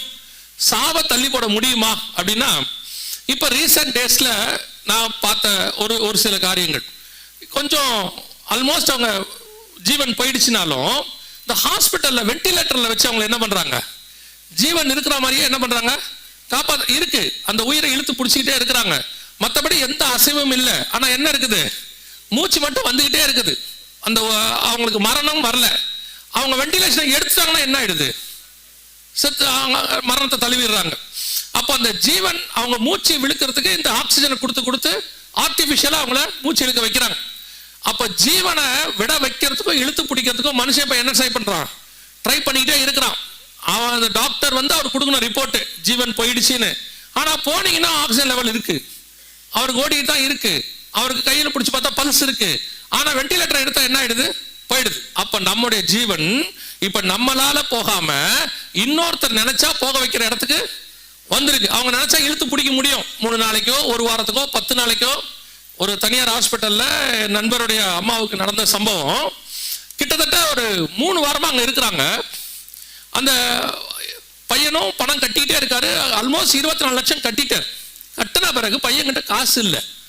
இப்போ அந்த பையன் சொல்றாரு, இந்த மாதிரி காசு எங்ககிட்ட இல்லை, நான் வேணா அவங்கள வேற ஹாஸ்பிட்டலுக்கு மாத்திக்கிட்டுமா அப்படின்னு சொன்னா, அடுத்த 4 மணி நேரத்தில் அம்மா இறந்துட்டாங்கன்றாங்க. ஆனா கிட்டத்தட்ட 21 நாளைக்கு மேல இழுத்து பிடிக்கிறாங்க. ஆனா போனா வெண்டிலேட்டர்ல இருக்கிறாங்க. அந்த அளவுக்கு ஜீவனை இழுத்து பிடிக்கிற அளவுக்கு இன்னைக்கு மெடிக்கல் டேர்ம் என்ன வந்திருக்கு, வளர்ச்சி அடையுது. இப்ப நம்ம இதை சாதாரணமா பார்த்துக்கிட்டு இருக்கோம். நம்மளை பொறுத்த வரைக்கும் பாசிட்டிவா பார்க்கிறோம். நல்ல வேலை உயிரை ஒரு 20 நாள் தாக்கி பிடிச்சோம், 2 வாரம் இழுத்து பிடிச்சி பார்த்தோம், அதுக்கப்புறம் தான் முடியல. இந்த இழுத்து பிடிக்கிற அளவுக்கு நம்ம கிட்ட இன்னைக்கு மெடிக்கல் எக்யூப்மெண்ட்ஸ் வந்துருச்சு, வளர்ச்சி. ஆனால் இப்ப பைபிள் சொல்றது ஜீவனையே போக விடாமல் தடுக்கிறது அப்படிங்கிறதுல பாத்தீங்கன்னா, இது ஒரு 10 வருஷத்துக்கு முன்னாடி வந்துச்சு. ஆனா இப்ப யூஸ் பண்ண தொடங்கிட்டாங்க. அதுக்கு பேரு ஆர்டிபிஷியல் பிளட் அப்படின்னு சொல்லுவாங்க, செயற்கை ரத்தம். உங்களுக்கு தெரியும் நினைக்கிறேன், வாசிங்க லேவியராகமத்தின் புஸ்தகம் 17ஆம் அதிகாரம் 11வது வசனத்தை வாசி. லேவியராகமம் 17:11 வாசிங்க. மாம்சத்தின் உயிர் எதுல இருக்கிறது? ரத்தத்தில் இருக்கிறது. அப்போ ஒரு மனுஷனுடைய உயிருக்கான அணுக்கள் உயிரணுக்கள்னு சொல்லுவாங்க. அந்த உயிரணுக்கள் எதுல இருக்கு? ரத்தத்தில் இருக்கு. நம்ம ரத்தத்தில் நிறைய இருக்கு. சிவப்பு அணுக்கள் இருக்கு, வெள்ளை அணுக்கள் இருக்கு, ஆர்பிசி, டபிள்யூபிசி, இந்த மாதிரிலாம் நிறைய சொல்லுவாங்க. இதுல இப்போ டபிள்யூபிசியோட அதுதான் நமக்கு உயிரணுக்கள் வாங்க, எதிர்ப்பு சக்தியை கொடுக்கறது, இம்யூனிட்டி பவர், இதெல்லாம் சொல்லுவாங்க இல்லையா? அந்த வெள்ளை அணுக்களோடு இருக்கக்கூடியதான ஆர்டிபிஷியல் பிளட் இப்போ புழக்கத்தில் இருக்கு, வர தொடங்கிருச்சு. சமீபத்தில் இஸ்ரேலுடைய லெபனான் யுத்தத்தில் இஸ்ரேலிய ராணுவ வீரர்களுக்கு அதை யூஸ் பண்ணியிருக்கிறாங்க. யூஸ் பண்ணி கிட்டத்தட்ட 72 மணி நேரம் உயிரோடு கூட வைக்க முடியும். ஒரு மனுஷன் என்ன பண்ண முடியும்? 72 மணி நேரத்துக்கு உயிரோடு கூட வைக்கலாம். எப்படி வைக்க முடியும்? அதுக்கப்புறம் செத்துருவாரா? இல்ல, அந்த 72 மணி நேரத்துக்கு கூட்டு போய் அவர் என்ன பண்ணிடுவாங்க? காப்பாத்திடுவாங்க. உங்களுக்கு இப்பதான் இருக்க சிசியோ ஐசியு ஆம்புலன்ஸ் இருக்குது, ஐசியு ஹெலிகாப்டர் இருக்குது, எல்லாமே அதுலயே வச்சிருக்கிறாங்க. அப்படி பாதிக்கப்படுகிற ஆளை ஒரு இந்த பிளட்டை ஏற்றி, பிளட் லாஸ் இருந்தாலும் ஏற்றி அவரை ஜீவனோடு கூட வைக்கிறதுக்கான ஆர்டிபிஷியல் பிளட் இப்ப ரெடியாக இருக்கு. இப்போ இது என்ன செய்யும்னு கேட்டீங்கன்னா, ரத்தம் இல்லாமல் ஒரு மனுஷன் சாகுறான்னா அப்படி ஒரு நிலை இல்லை. ஒரு 30-40 வருஷத்துக்கு முன்னாடி பாத்தீங்கன்னா டிவியில ரத்த தானத்தை பத்தி போட்டுக்கிட்டே இருப்பாங்க. நிறைய என்ன செய்வாங்க? ரத்த தானம் போடுவாங்க. இப்ப பாருங்க, ரத்த தானத்தை பத்தி ரொம்ப வரதில்ல. ஆல்ரெடி நம்ம தேவையான அளவுக்கு பிளட் என்ன பண்ணிருக்கிறோமா, சேவ் பண்ணி வச்சுட்டோம். ரெண்டாவது இது ஆர்டிபிஷியல் பிளட் ரெடியா இருக்குது. இது எந்த அளவுக்குன்னா, ஒரு சிலர் இருப்பாங்க ஓ பாசிட்டிவ் அப்படின்னு இருக்கு இல்லையா, ஏ பாசிட்டிவ் பி பாசிட்டிவ்லாம் இருக்குல்ல, அதுல ஒரு சிலருக்கு ஓ பாசிட்டிவ்னு இருக்குல்ல, அதுக்கு பேர் காமன் டோனார்னுபாங்க. ஒரு அர்ஜென்ட்டுக்கு எல்லாருக்கும் என்ன செய்யலாம்? அந்த ஓ பாசிட்டிவ் கொடுக்கலாம். அந்த மாதிரி பிளட் இது அந்த மாதிரி வகையை சார்ந்தது. இது எப்படி இருக்குன்னு கேட்டீங்கன்னா, அந்த மாதிரி பவுடர் மாதிரி இருக்கும். இந்த மாதிரி பவுடர் மாதிரி இருக்கும். இதை எடுத்து சிலிக்கான்னு சொல்லுவாங்க. வேற ஒன்றும் இல்லை, மண்ணுக்கு பேர் தான் சிலிக்கான். மண் இருக்குல்ல, அதை கெமிக்கலி மாத்தினாங்கன்னா அதுக்கு பேர் என்னது? சிலிக்கான். ஆண்டவர் நம்மளை எதில் செஞ்சிருக்கிறாரு? மண்ணில் செஞ்சிருக்காரு. அதுதான், வேற ஒன்றும் இல்லை. இதை என்ன பண்றாங்கன்னா, கெமிக்கலி மாற்றி டிஸ்டில்டு வாட்டர் அல்லது பியூரிஃபைடு வாட்டர் அதில் பண்ணி நீங்க ஏற்றிக்கலாம், உங்க பிளட்டை நீங்க ஏற்றிக்கலாம். இதுக்கு பேர் ஆர்டிபிஷியல் பிளட் இப்போ இருக்கு. அதை தாண்டி ஆர்டிபிஷியல் பிரெயின் கொண்டாந்துருக்கிறாங்க, மூளைச்சாவு. இப்போ நீங்க சமீபத்தில் கேள்விப்பட்டிருப்பீங்க, எலான் மாஸ்க் அப்படிங்கிறவர் ஒரு சிப் ஒன்று உருவாக்கி இருக்கிறார். சிப்பு சக்சஸ்ஃபுல்லாக வேலை செய்ய தொடங்கி இருக்கு. எப்படின்னு கேட்டீங்கன்னா, ஒருத்தருக்கு பிரெயின் வேலை செய்யல அப்படின்னு சொன்னா அவரை உட்கார வச்சு அவர் பிரெயின்ல என்ன யோசிக்கிறாரோ அதை எதிரில் கம்ப்யூட்டர்ல என்ன பண்ண முடியும்? டைப் பண்ண முடியும். டைப் பண்றாரு, நடக்குது. அவர் என்ன செய்யணும்னு நினைக்கிறாரோ அதை செய்ய வைக்க முடியுது. இப்போ சமீபத்தில் அது சக்சஸ்ஃபுல்லாக, இப்போ ஒரு மனுஷன் சக்சஸ்ஃபுல்லாக அதை செஞ்சுக்கிட்டே இருக்கிறார். அவர் என்ன சொல்றாருன்னா, இனி இந்த பிரெயின் டெட்டு அல்லது பேரலைஸ்டு இந்த மாதிரிலாம் சொல்றாங்கல்ல, இந்த மாதிரி ஆட்களை எல்லாம் 100% கியூர் பண்ணிட முடியும் அப்படிங்கிறாங்க. ஆக்சுவலா இதோடைய சீரியஸ்னஸ் நமக்கு தெரியல. என்ன அப்படின்னா, உங்க பிரெயின்ல உள்ளதை ஒருத்தர் படிக்க ஆரம்பிச்சா என்ன ஆகும்? இந்த சிப் இருக்கு, இந்த சிப்பை அவர் யோசிக்கிறத எதிரில் உள்ள கம்ப்யூட்டர்ல சொல்லுது. அப்படின்னா இந்த சிப்பை நீங்க எதோட கனெக்ட் பண்ணிக்கலாம்? நீங்க சிப்பை இப்போ எதை கூட வேணா கனெக்ட் பண்ணிக்கலாம். உங்க போன்ல இருக்க சிப்பை நீங்க சேட்டலைட்டோட கனெக்ட் பண்ணிக்கலாம், எதை வேணா கனெக்ட் பண்ணிக்கலாம். ஆட்டோமேட்டிக்கா இவரோட பிரெயினை என்ன செய்யலாம்? படிக்க தொடங்குவாங்க. இப்போ நீங்க யோசிக்கிறதுலாம் ஒருத்தருக்கு எதிரில் தெரிஞ்சா என்ன ஆகும்? நான் சொல்லுங்க, புரியுதா? நீங்க இனி யாருக்கும் பிரைஸ் லார்டே சொல்ல முடியாது. ஆமா, நீங்க பிரைஸ் லார்ட் சொல்லும் போது என்ன நினைக்கிறீங்கன்றது எதிரில் தெரியும். வாடா praise the Lord, praise Lord தெரியுது, உள்ள என்ன இருக்கு? ஏன் இந்த ஆள் வந்தான், எதுக்காக இங்க வந்திருக்கான் அப்படின்னு உள்ள ஓடுது. இவன் வராம இருந்தா நல்லா இருக்குமே, பிரைஸ் லார்ட் வாங்க. ஆனா உள்ள சொல்லுது, இவன் ஏன் வந்தான். அது அப்படியே இப்ப எங்கள ஒரு ஐபேட் இருக்குன்னு வச்சுக்கோங்க, ஒரு உதாரணத்துக்கு சிப்பை கனெக்ட் பண்ணிட்டோன்னு வச்சுக்கோங்க, உள்ள வரும்போது வைஃபைல உள்ள வரும்போதே தெரிஞ்சிடும். இப்போ உங்க மாமியார் வராங்க, என்ன பண்ணுவீங்க? ஆட்டோமேட்டிக்கா எல்லா மாமியாருக்கும் தெரிஞ்சு போயிடும் நீங்க யாருங்கிறது இல்ல. அப்போ இந்த சிப்புங்கிறது உங்க பிரெயினை படிக்கிற விஷயம். அதோட சீரியஸ்னஸ் தெரியாம அது வரப்பிரசாதம் யூஸ் ஆகுது. எந்த ஒரு விஷயமும் வரும்போது அப்படிதான் இருக்கும். பின்னாட்கள் அது என்னவா மாறிடும்? ஆபத்துள்ளதாக மாறிடும். அதான் இப்ப நடக்க ஆரம்பிச்சிருக்கு. ஒரு இதை தாண்டி இப்போ லேட்டஸ்டா நான் சொல்றது 2025. இவர் பேர் பாருங்க, இவர் தான் ரே கர்ஸ்வெல் அப்படின்னு பேர். இவர் 1990ஸ்லயே அமெரிக்காவுடைய உயரிய சயின்டிஸ்ட் விருதெல்லாம் வாங்கியிருக்கிறார். இப்ப இவர் கொடுத்திருக்கிற ஸ்டேட்மெண்ட் என்னன்னு கேட்டீங்கன்னா, 2030க்குள்ள மனுஷனுடைய உயிரை போக விடாமல் தடுக்கக்கூடியதான நானோ பார்ட் செல்ஸ் எல்லாம் உருவாக்கலாம் அப்படிங்கிறார். அது என்ன பண்ணுனா, அப்ப உயிரே போகாதா அப்படின்னா உயிர் போகாது இல்ல. 2030 என்ன பண்ண போறாங்கன்னா உங்க ஏஜை தள்ளி போட போறாங்க. எப்படி தள்ளி போட போறாங்க? இப்ப நமக்கு வயசாகிறதுனா என்ன? செல் வீக் ஆகுது. செல் வீக்காக தலையில செல்லு வீக்கானா முடி கொட்டிடுது. கண்ணுல செல்லு வீக்கானா பார்வை குறையுது இல்லையா? தோல்ல செல்லு வீக்கானா தோல் சுருங்குது. மூப்புன்னு சொல்றோம், வயசாயிடுச்சுன்னு. இப்ப இவர் என்ன சொல்றாருன்னா அந்த டிஏஜிங் செல்ஸை கண்டுபிடிச்சிட்டாரு. இப்ப அந்த செல்லை உங்களுக்கு யூஸ் பண்ண உங்க ஏஜை என்ன பண்ண முடியும்? தள்ளி போட முடியும். இப்ப 70ங்கிறத 150 மாத்தலாம், 200 மாத்தலாம். இப்ப சில செலிபிரிட்டிஸ், நான் ஏன் இவங்க இப்படி பேசிட்டு இருக்கிறாங்கன்றது எனக்கு புரியாம இருந்துச்சு. ஆனா இவருடையதான ஸ்டேட்மெண்ட்டை படிச்ச பிறகுதான் ஏன் சில பெரிய படித்த சயின்டிஸ்ட் எல்லாம் சொல்லும் போது என்ன சொன்னாங்கன்னா, அடுத்த 250 வருஷத்துக்கு நான் இருப்பேன், 150 வருஷத்துக்கு நான் இருப்பேன் அப்படின்னு பேசிட்டு இருந்தாங்க. எவ்வளவு கான்பிடண்டா இவங்க பேசுறாங்க, எதை வச்சு பேசுறாங்க அப்படின்னு பார்த்தா, இப்ப இவர் சொல்றாரு 2030 இருந்து இந்த டிஏஜிங், அந்த வயசாகிறத குறைக்க முடியும், குறைக்க பண்ணி நம்மளுடைய ஏஜை இன்க்ரீஸ் பண்ண முடியும். போக போக அதை கொஞ்சம் கொஞ்சமா, இப்போ 2030-40 தான் மரணம் வராது, அந்த இதுல இல்ல. இனி வயசை என்ன செய்வாங்க? 70ங்கிறத 80 ஆக்குவாங்க, 80ங்கிறத 100 ஆக்குவாங்க. இப்படி ஆக்க நம்ம நிறைய காலம் உயிர் வாழலாம் அப்படின்னு இவர் சொல்றாரு. ஆனா இதுக்கு ஒருத்தன் கேள்வி கேட்டிருக்கான், அவன் என் கூட சேர்ந்தவன். அவன் ஒரு கேள்வி கேட்டிருக்கான், அவ்வளவு நாள் இருந்து என்ன பண்ண போறோம்னு கேட்டிருக்கான். நியாயமான கேள்வி தான். நானும் அந்த கன்ஃபார்ம் அந்த கேள்வியை கேட்டிருப்பேன். அதுல ஒருத்தர் கேட்டிருக்காரு, சரி இவ்வளவு சொல்றீங்களே, நாங்க இவ்வளவு நாள் இருந்து என்ன பண்ண போறோம் அப்படின்னு கேட்டிருக்கிறாரு. அது நியாயம்தான். சோ கவனிச்சுக்கொள்ளுங்க, மனுஷனுடைய மரணத்தை தள்ளி போடுகிற விஷயம் என்ன ஆகுது? கொஞ்சம் கொஞ்சமாக. இனி உங்கள் ஜீவனை உங்க இஷ்டப்படி எடுக்க முடியாது. இப்போ நீங்களே விரும்புறீங்க, ஹாஸ்பிட்டலுக்கு போய் நான் உயிரோடு இருக்கணும், இன்னும் கொஞ்ச நாள் விரும்புறீங்கல்ல. ஒரு பீரியட்ல நீங்கள் வேண்டாம், உபத்திரவம், செத்தா நல்லா இருக்கும் நினைக்கினாலும் சாக முடியாது. அவர்களா உங்களுடைய ஜீவனை எடுக்கிற வரைக்கும், அந்த 7 வருஷத்துக்கு நான் சொல்றேன். இப்ப அதற்கான எல்லா காரியங்களும் ரெடியாக இருக்கிறது. இப்போ ஆண்டவர் சொன்ன 9ஆம் அதிகாரம் வெளிப்படுத்தின விசேஷம் 6வது வசனத்துல சொல்லப்பட்ட சாவை தேடியும் காணாதிருப்பார்கள், சாவோ அவர்களுக்கு விலகி ஓடி போகும் என்கிறது நம் கண்களுக்கு முன்பாக தெளிவா தெரிய ஆரம்பிச்சிருச்சு. இனி நீங்க ஹாஸ்பிட்டலுக்குள்ள போயிட்டீங்கன்னா ஆல்மோஸ்ட் உங்களை சாக விடாம நிறுத்துறதுக்கு எப்படியோ நடக்கிறீங்களோ நடக்கலையோ, பாக்குறீங்களோ பார்க்கலையோ, உயிரை மட்டும் என்ன பண்ணி வச்சிருப்பாங்க? பிடிச்சி வச்சிருப்பாங்க. அதற்கான எக்யூப்மெண்ட்ஸ் எல்லாம் இப்போ ரெடியாகவே இருக்கு. இது அதுக்கு அடுத்த லெவலுக்கு போகுது. இந்த நேரத்தில் நான் இன்னொரு உபதேசத்தையும் உங்களுக்கு சொல்றேன். இந்த இம்மார்டல்ன்றதுனால ஒரு உபதேசம் சொல்றேன். நம்ம ஆட்கள்ல கொஞ்சம் பேர் இருக்கிறாங்க இப்ப, சரியா? அவங்க என்ன சொல்லிட்டு இருக்கிறாங்கன்னா, நமக்கு மரணமே கிடையாது. என்ன கிடையாது? மரணமே கிடையாது. நம்மளாம் 1000 வருஷம் உயிரோடு இருப்போம், 800 வருஷம் உயிரோடு இருப்போம்.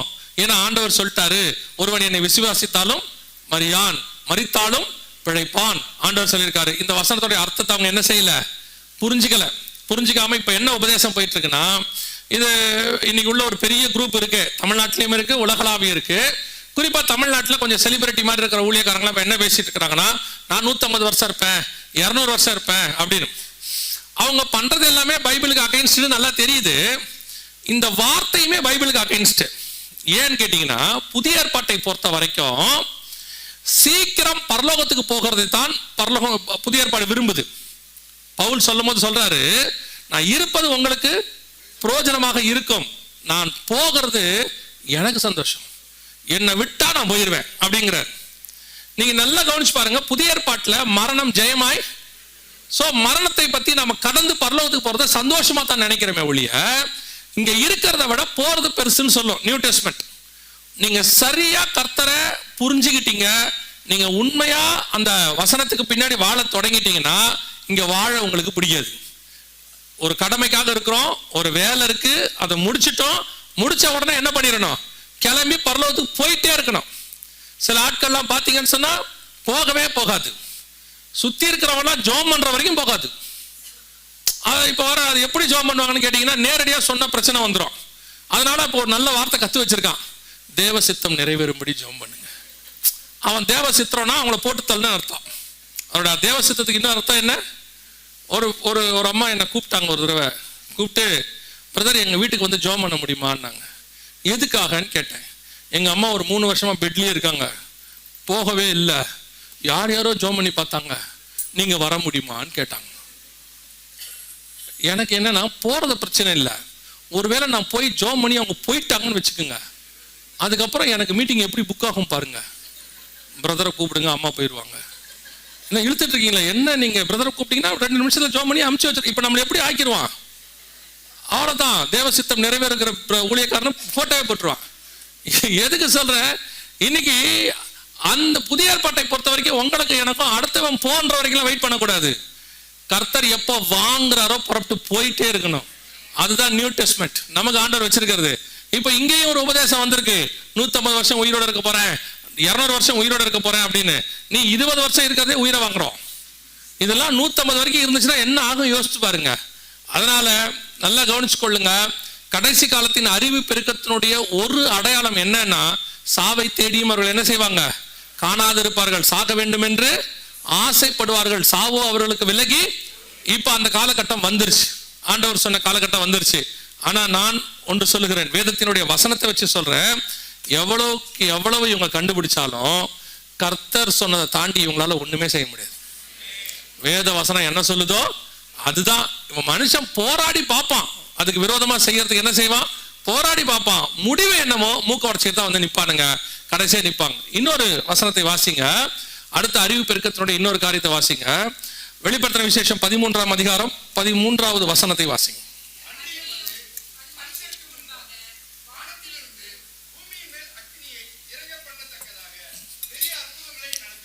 அந்த அக்கினியை உங்களால ஒண்ணுமே பண்ண முடியாது.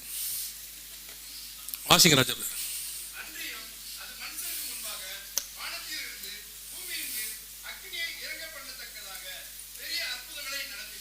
இது வானத்திலிருந்து அற்புதங்களை பண்ணத்தக்கதாக பெரிய அற்புதங்களை நடப்பித்து அப்படின்னு இருக்கு. முதல்ல இதுக்கான ஸ்பிரிச்சுவல் காரணத்தை நான் உங்களுக்கு சொல்லிடுறேன். அதற்கு பிறகு என்ன செய்யறோம், இதோடைய இன்னைக்கு உள்ள காரியத்தை சொல்றோம். ஸ்பிரிச்சுவல் காரியம் என்ன? வானத்திலிருந்து அக்கினி இறக்குனது யாரு? ஏலியா தான் இறக்குனார். நமக்கு தெரியும், 1 ராஜாக்களின் புஸ்தகத்துல இந்த சம்பவம் நடக்குது. வானத்திலிருந்து அவர் என்ன பண்றாரு? அக்கினி இறக்குறார். இந்த அக்கினியை இறக்குன தேவனே மெய்யான தேவன். அவர் தானே அக்கினி இறக்குன தேவனே மெய்யான தேவன்.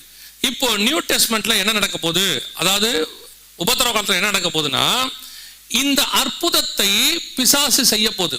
அந்த 13ஆம் அதிகாரத்துல சொல்லப்படுறது யார் செய்யறான்னு கேட்டீங்கன்னா, 11வது வசனத்துல, பின்பு வேறொரு மிருகம் பூமியிலிருந்து எழும்ப கண்டேன், அது ஒரு ஆட்டுக்குட்டிக்கு ஒப்பாக 2 கொம்புகளை உடையதா இருந்தது, வலுசர்ப்பத்தை போல பேசினது.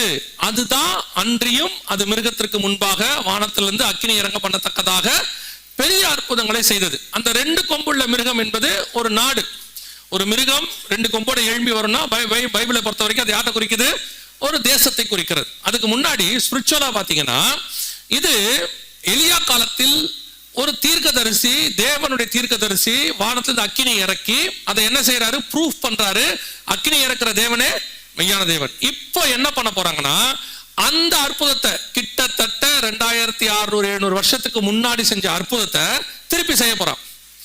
எதுக்காக இப்ப செய்யறது? யாருன்னு கேட்டீங்கன்னா, பிசாசுனுடைய ஆட்கள்.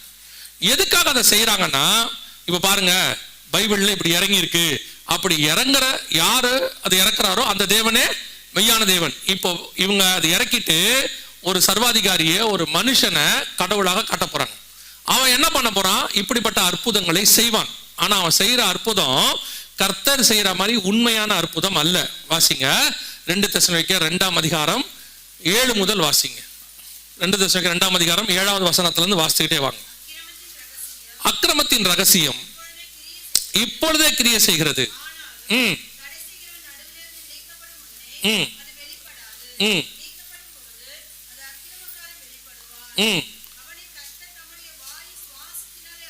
இது அந்த சர்வாதிகாரியை பத்தி சொல்லுது. தன் வாயின் சுவாசத்தினாலே அழித்து பகிரங்க வருகையில தான் வசனம் சொல்லுது. அடுத்து, அன்றியும் அது மனுஷருக்கு முன்பாக, அன்றியும் அந்த அக்கிரமக்காரனுடைய வருகை, நல்ல கவனிங்க, சாத்தானுடைய செயலின்படி சகல வல்லமையோடும் அடையாளங்களோடும் என்ன அற்புதம்? பொய்யான அற்புதம். அற்புதம் நடக்கும், ஆனா எப்படி நடக்கும்? பொய்யா நடக்கும். எலியா நடத்தினது உண்மையான அற்புதம்.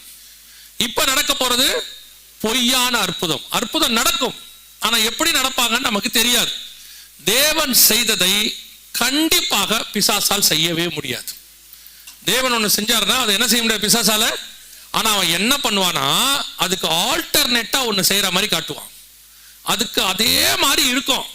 சில நேரத்தில் பார்த்தீங்கன்னா நல்ல பிராண்டட் பொருள் இருக்கும், அதே மாதிரி பார்க்கறதுக்கு எல்லாம் இருக்கும். ஒரு ஏ மட்டும் அதுல மாறி இருக்கும். கிட்ட போய் உத்து பார்த்தா தான் என்ன தெரியும், அந்த ஏ மாறி இருக்கும், தலைகீழ இருக்கும். ஆனா டக்குன்னு பார்த்தீங்கன்னா அது எப்படிதான் இருக்கும், பார்க்கறதுக்கு ஒரிஜினல் மாதிரியே தான் இருக்கும். பைபிள்ல பார்த்தீங்கன்னா சாலமோனோட பையன் ரெகபெயாம் என்ன பண்ணுவான், ராஜாவுக்கு, எதிரி நாட்டு ராஜாவுக்கு கப்பம் கட்டணும். அவன் என்ன பண்ணுவான், அளவுக்கு அதிகமாக கேட்டுருவான். அப்போ இவனுக்கு கொடுக்கறதுக்கு ஒன்றும் இருக்காது. இவன் என்ன பண்ணுவான், தன்னுடைய ஆலயத்தில் இருக்கிறதான, சாலமோன் செய்து வைத்தது ஆலயத்தில் உள்ளதான தங்கத்தை, அந்த கேடகம்லாம் இருக்கும், அதெல்லாம் எடுத்து கொடுத்துருவான். ஆனால் ஜனங்க பார்த்தா என்ன ஆகிடும், பிரச்சனை ஆயிடும், ஆலயத்திலேருந்து கொடுத்துட்டானேன்னு சொல்லி. அதனால என்ன பண்ணுவான்னா, எல்லாத்தையும் வெங்கலத்தில் செய்வானா. என்னத்தை செய்வான், வெங்கலத்தில் செஞ்சுட்டு அதை தங்க முலாம் பூசிடுவான். தூரத்துல இருந்து பார்க்குறவங்களுக்கு என்ன தெரியுமா, அது தங்கத்தில் அது அப்படியே தான் இருக்குது, ஒன்றும் பிரச்சனை இல்லைன்னு. ஆனால் கையில் பிடிச்சிருக்கிறவனுக்கு மட்டும் தெரியும் அது என்னது, வெங்கலம். அதே மாதிரி தான் பிசாசு நிறைய காரியங்களை பூமியில செய்யும். பார்க்கறதுக்கு அது எப்படி இருக்கும், ஆண்டவர் செய்கிற மாதிரியே இருக்கும். அந்த 13ஆம் அதிகாரம் 11ஆம் வசனத்தில் நீங்கள் வாசிச்ச போது வெளிப்படுத்தல, அது ஒரு ஆட்டுக்குட்டிக்கு ஒப்பாக 2 கொம்புகளை உடையதா இருந்தது. ஆட்டுக்குட்டினா இயேசுவையும் குறிக்கும், விசுவாசியும் குறிக்கும். இதோ உலகத்தின் பாவத்தை சுமந்து தீர்க்கிற தேவாட்டுக்குட்டி. இன்னொன்று இருக்கு, என் ஆட்டுக்குட்டிகளை மெய்ப்பாயாக. அப்ப ஆட்டுங்கிறது யாரை குறிக்கும், தேவனையும் குறிக்கும், விசுவாசியும் குறிக்கும். அது ஊழியக்காரனையும் குறிக்கும், விசுவாசியும் குறிக்கும். அப்ப என்ன ஆகுது, பார்க்கறதுக்கு கிறிஸ்தவத்தை போல இருக்கும், பார்க்கறதுக்கு இயேசு கிறிஸ்துவை போல இருக்கும், பார்க்கறதுக்கு விசுவாசி மாதிரி இருக்கும். ஆனா செய்யற காரியங்கள் என்னவா இருக்கும், பிசாசினுடைய காரியங்களாக இருக்கும். அதை எப்படி கண்டுபிடிக்க முடியும், வசனம் சொல்லுது, பொய்யான அற்புதங்கள் நடக்கும். அதை வச்சு அவன் அற்புதம் செய்வானா, ஆனா என்ன அற்புதம் செய்வான், பொய்யான அற்புதம் செய்வான் அப்படின்னு இருக்கு. இப்ப பொய்யான அற்புதம் செய்யறதுக்கு வாய்ப்பு இருக்குதா, வானத்திலிருந்து அக்கினி இறக்க பண்ண முடியுமா அப்படின்னு கேட்டா கண்டிப்பா இறக்குவாங்க. ஏன்னா பைபிள் சொல்லுது அவங்க செய்ய போறாங்கன்னு. இப்ப பாருங்க, இதற்கு பேரு ஆர்டிபிஷியல் சன் அப்படின்னு பேரு. இது இப்ப சைனால செஞ்சிருக்கிறாங்க, இப்ப ரெடி, 2030 ரெடியா இருக்கு. இதோட ஸ்பெஷாலிட்டி என்னன்னு கேட்டீங்கன்னா, நார்மலா ஒரு சூரியன் கொடுக்கக்கூடியதான கதிர்வீச்சை விட பல மடங்கு அதிகமா கொடுக்குது. 1,00,000 ஃபாரன்ஹைட் கொடுக்குது. இது இப்போ அதோடைய பிளான் என்ன, இது எதுக்காக செய்யறாங்க, சைனீஸ் செஞ்சிருக்காங்க. இப்போ ரெடியா இருக்கு, 2020க்கு முன்னாடியே இந்த ப்ராஜெக்ட் ஆரம்பிச்சிட்டாங்க. இப்போ பாத்தீங்கன்னா இந்த ஆர்டிபிஷியல் சன் ரெடியா இருக்கு. இதை எதுக்காக இந்த ஆர்டிபிஷியல் சன் செஞ்சிருக்கிறாங்க அப்படின்னு கேட்டா, உங்களுக்கு தெரியும் சைனீஸ் பயங்கரமா வேலை பார்ப்பாங்க, பயங்கரமா உழைக்கிறவங்க, அவங்க நிறைய மக்கள் தொகை, நிறைய உழைப்பாங்க. அவன் என்ன சொல்றான்னா, 12 ஹவர்ஸ்லாம் பத்தாது, இனிமேட்டு நமக்கு என்ன வேணும், 24 ஹவர்ஸ் வேணும். அதனால இப்போ பூமி ஒரு பக்கம் சுத்தி வந்தா இருள் வரணும்ல, அந்த பக்கத்துல இதை ஃபிக்ஸ் பண்றது. இப்போ எப்படி ஸ்பேஸ் ஸ்டேஷன் வச்சிருக்காங்க அந்த மாதிரி ஃபிக்ஸ் பண்றது. ஃபிக்ஸ் பண்ணியாச்சுன்னா இப்படி பகல் முடிஞ்சு ரா வர நேரத்தில் அந்த பக்கம் என்ன இருக்கும், ஆர்டிபிஷியல் சன் இருக்கும். ஸோ இந்த பக்கமும் ஒரிஜினல் சன் இருக்கும், இந்த பக்கம் ஆர்டிபிஷியல் சன் இருக்கும். ஆட்டோமேட்டிக்காக இரவு என்பதே இருக்காது, வெறும் பகலாக மட்டும் இருக்கும். ஸோ பகல்லையே நீங்க 24 ஹவர்ஸும் வேலை செய்யலாம் அப்படிங்கிறதான கான்செப்ட்ல தான் இதை கொண்டு வராங்க. ஆக்சுவலா நல்லா கவனிச்சிங்கன்னா, பூமியை ஆண்டவர் படைக்கும் போதே பகலும் இரவும் பகலுமாக தான் படைச்சிருக்கிறார். இப்போ இவன் என்ன பண்றான்னு கேட்டீங்கன்னா, பிசாசு, நீங்க 6 நாள் படைப்பு இருக்கு, நம்ம நிறைய எடுத்திருக்கோம் கிளாஸ்ல எல்லாம், உங்களுக்கு தெரியும். 6 நாள் படைப்பு இருக்குல்ல, இந்த படைப்பை மொத்தத்தையும் கொலாப்ஸ் பண்றது தான் பிசாசுடைய வேலை. அதுக்கு பேர் தான் சீர்கேடு அப்படின்னு சொல்லுவாங்க. இப்போ ஒரு உதாரணத்துக்கு சொல்றேன், 6ஆம் நாள் ஆண்டவர் மனுஷனை படைச்சார், ஆணும் பெண்ணுமாக சிருஷ்டித்தார். இவன் சொல்றான் ஆணும் ஆணுமாக இருந்தா நல்லது, பெண்ணும் பெண்ணுமாக இருந்தா நல்லது அப்படின்னா. ஸோ அது கொலாப்ஸ்ட், அவங்களுடைய வாழ்க்கை முறை எல்லாத்தையும் கொலாப்ஸ் பண்ணிட்டான். அதுக்கு அடுத்து மிருகங்களை உண்டாக்கினார் 6ஆம் நாள்ல. இப்போ ஆண்டவர் என்ன பண்றாரு, காட்டு மிருகம், நாட்டு மிருகம். இவன் என்ன பண்றான், ஜிஎம்ஓ ப்ராடக்ட் மிருகத்தை கொண்டாரான். இப்ப பாத்தீங்கன்னா உங்களுக்கு ஒரு நல்ல உதாரணம் தான் பிராய்லர் கோழி. ஆணும் இல்லை பெண்ணும் இல்லை, அது மரட்டு கோழி. இப்போ அவன் உண்டாக்குற எல்லாமே அப்படிதான் இருக்கு. அடுத்து நீங்க போய் இதை எடுத்து பாருங்க, 5ஆம் நாள் சமுத்திரம், மீன்கள், அதுல கொண்டு போயிட்டு எல்லா கழிவுகளையும் கலந்துட்டான். அதுல போய் நியூக்ளியர் டெஸ்ட் பண்ணிட்டான். 5ஆம் நாள் படைக்கப்பட்டது நாசமா போச்சு, மீன்கள் எல்லாம் செத்து ஒதுங்குதாமா. அது மட்டும் இல்லாம நிறைய மீன்கள் பாதிக்கப்பட்டிருக்கு. அதுக்கு அடுத்து நீங்க முன்னாடி போனீங்கன்னா 3ஆம் நாள் சூரியன் சந்திர நட்சத்திரம், இதோ ஆர்டிபிஷியல் சன்னு, அதே மாதிரி தான் சேட்டிலைட்ஸ்க்கு பதில் மேல கொண்டு போய் வச்சு இந்த கொலாப்ஸ் ஆயிட்டு. அதுக்கப்புறம் படைக்கப்பட்ட இது 4ஆம் நாள், படைக்கப்பட்டது 3ஆம் நாள்ல பாத்தீங்கன்னா மரம் செடி கொடி நீங்க சாப்பிட்றதுல இப்ப பாதிக்கு மேல ஆர்டிபிஷியல் சாப்பாடு. நீங்க பன்னீர்னு ஒண்ணு சாப்பிட்றீங்களே, அது என்னது? வெஜிடேரியன் ஹோட்டலுக்கு போனோம்னா எது வெஜிடேரியன் கேட்டா மஷ்ரூமும் பன்னீருங்கிறான். இது ரெண்டும் எப்ப வெஜிடபிள் ஆச்சு? இது ரெண்டுமே ஆர்டிபிஷியல் சாப்பாடு. இது ரெண்டுமே மரத்துல காய்க்கிறதே கிடையாது, எதுவும் கிடையாது. ஆனா வெஜ் ஆகி போச்சு. இப்ப நீங்க சாப்பிட்ற சாப்பாடு எல்லாமே ஜிஎம்ஓ ப்ராடக்ட், ஜெனடிக்கலி மாடிஃபைடு ஆர்கன்னு சொல்லுவாங்க. அந்த மாதிரி சாப்பாடு பாதிக்கு மேல ஆயிடுச்சு. இப்ப நீங்க சாப்பிட்ற கடுகுல இருந்து கத்திரிக்காயில இருந்து எல்லாமே அதான்.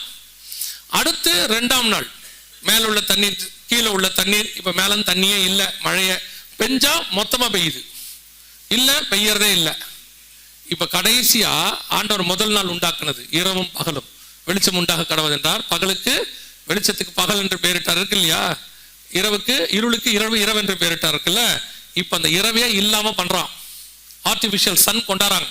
கொண்டு வந்து முழுக்க முழுக்க ஆக்சுவலா இது எங்க இருக்கணும் நல்லா கவனிச்சு பாத்தீங்கன்னா, வெளிப்படுத்தல் 21ஆம் அதிகாரத்துல புதிய எருசலேம் பத்தி சொல்லும் போது தான் ஆண்டவர் சொல்வாரு, நகரத்திற்கு வெளிச்சம் கொடுக்க சூரியனும் சந்திரனும் அதற்கு வேண்டுவதில்லை, அதில் பகலில் அதன் கதவுகள் அடைக்கப்படுவது இல்லை, ஏன்னா அங்க என்ன இல்ல, ராக்காலம் இல்லாது இருந்தது. இது வெளிப்படுத்தல் 21 இருக்கு. இது ஆண்டவர் செய்ய வேண்டியது புதிய எருசலேம்ல. இப்ப இதுக்கு ஆல்டர்னேட்டா இவன் செஞ்சுக்கிட்டு இருக்கிறான். அதை தான் நான் உங்களுக்கு சொன்னேன், கர்த்தர் எதை செய்தாலும் அதை பார்த்து இவன் ஒரு காப்பி அடிப்பான். இவன் கிரியேட்டர் கிடையாது, பிசாசு. அவன் காப்பி அடிக்கிறவன். அதுக்கு ஏத்த மாதிரி ஒன்று செய்வான், ஆனா அவனால ஒழுங்காவும் செய்ய முடியாது. அதான் பிரச்சனையே. ஆண்டவர் எதை செஞ்சாலும் ஒழுங்கா செய்யறாரு, நமக்கு ஏத்த. ஏன்னா அவர் செஞ்சதெல்லாம் யாருக்காக? மனுஷனுக்காக. இப்ப அவரு கரெக்டான டெம்பரேச்சர் வச்சிருக்கிறார். இவன் 1,00,000 எவ்வளவு வேணாலும், இது மனுஷனுக்கு என்ன உண்டாக்கும்? பாதிப்பு உண்டாக்கும். இவன் பாருங்க, இவனே ஒண்ணு கண்டுபிடிப்பான், அப்புறம் இவனே அதுக்கப்புறம் அது கெடுதல்னு சொல்லுவான். நம்ம நல்லா ஒழுங்கா நடந்து போயிட்டு இருந்தோம், இல்ல நீங்க எல்லாம் வண்டியில போங்க, ரொம்ப வசதி, நீங்க நல்லா இருப்பீங்கன்னா. அப்புறம் வண்டியில போக ஆரம்பிச்சோம், பெட்ரோல் போட்டான், டீசல் போட்டான். இப்போ அதுல இருந்து வரக்கூடிய கார்பன் டை ஆக்சைடு ஓசோனை ஓட்ட போட்டுருச்சுட்டான். இப்போ அவனே சொல்றான், இதெல்லாம் ஓட்டாதீங்க, எலக்ட்ரிக்கல் வண்டி ஓட்டுங்கன்றான். இப்ப திருப்பி எலக்ட்ரிக்கல் வண்டியில வரக்கூடிய பேட்டரி கழிவுகள் நிறைய ஆகுது, அதை எங்க போடுறதுன்னு தெரியாது. கடைசி அவன் என்ன சொல்ல போறான் தெரியுமா? நீங்கள் நடக்கிறது நல்லதும்பா. இதைத்தானே நாங்க முன்னாடி பண்ணிட்டு இருந்தோம். இந்த மாதிரி எல்லாத்துலயும் இருக்கோம். நீங்க எதை எடுத்துக்கிட்டீங்கனாலும் நம்மளை நல்லா கொண்டாந்து வம்புக்கு இழுத்து கொண்டாந்து உட்கார வச்சுட்டு, இப்ப நம்மளால என்ன ஆயிடுச்சு? இப்ப என்ன சொல்லிட்டானா, இப்ப சொன்னோம்னா அடுத்து வர நம்மளை திட்டுவாங்க. ஒரு காலகட்டத்துல இந்த அம்மிக்கல் எல்லாம் நல்லா இருந்துச்சா, அதை போட்டு நல்லா அவங்க அரைச்சிருந்தாங்களா, உடம்பு நல்லா இருந்துச்சா, அப்புறம் மிக்சி கிரைண்டர் வந்துச்சா. இப்ப என்ன சொல்றானா, உங்களுக்கு இந்த ஆக்ஷன் இல்லைன்றதுனால ஜிம்முக்கு போய் இதை ஜிம்ப சொல்றான். எல்லாம் நீங்க போய் பாருங்க, அதைத்தான் அம்மிக்கல்ல பண்ணிட்டு இருந்தோம். அம்மிக்கல்ல பண்றது கேவலம், இது பண்றது நமக்கு என்னவா இருக்கு? கௌரவமா இருக்கு இல்லையா? ஒரு 3000 ரூபாய் கொடுத்து நம்ம இப்படி பண்றது நல்லது தானே. 300 அம்மிக்கல்ல பண்றது கேவலம் தானே, இருந்துட்டு போட்டோம். இப்ப நம்மளால அப்படித்தான். யாரு? நான் பெண்களை மட்டும் சொல்லல, ஆண்கள் அப்படித்தான். ஆண்டவர் சொன்னாரு, அவர் பாட்டு என்ன சொன்னாரு? நல்ல வேலை பாடுறாரு. இல்ல அதெல்லாம் முடியாது, ஏசியில உட்காந்து வேலை பார்ப்பானா. சரி பார்த்துக்கோன்னாரு. இப்ப ஏசியில வேலை பார்த்துட்டு கலந்து 5 மணிக்கு நடந்துகிட்டு இருக்கான், பறக்கா பறக்கா பறக்கா பறக்கா நடக்கிறான். யாராவது வர்றதுக்குள்ள ஏன்பா நடக்கிற? டாக்டர் நடக்க சொல்லியிருக்காரு. எங்க ஆண்டவர் சேர்த்து தான் செய்ய சொன்னார், வேலையும் நடக்கிறதையும். இப்ப தனித்தனியா செஞ்சுட்டு இருக்கிறான். சொன்னா திட்டுவான், நமக்கு எதுக்கு வம்பு, விட்டுப்போங்க இல்லையா? இது எல்லாம் மொத்தம் கொலாப்ஸ் ஆயிடுச்சு. இவன் கடைசியில என்ன பண்ணுவான்றீங்க? கடைசியில பழிய தூக்கி நம்ம மேல போடுவான். எந்த ஒரு பொருளையும் இவர்கள் ஒழுங்கா ஹேண்டில் பண்ணலன்ட்டு நம்ம மேல தூக்கி போட்டு போயிடுவான் பழிய. அவ்வளவுதான் நடக்க போகுது. கவனிச்சுக்கொள்ளுங்க. இது artificial sun against to Bible. ஆண்டவர் செய்யக்கூடாதுன்னு சொன்னது ஒரு வசனம் இருக்கு. எரேமியாவின் புஸ்தகம் 33ஆம் அதிகாரத்துல ஆண்டவர் சொல்லுவாரு. எரேமியா 33:20 வாசிங்க.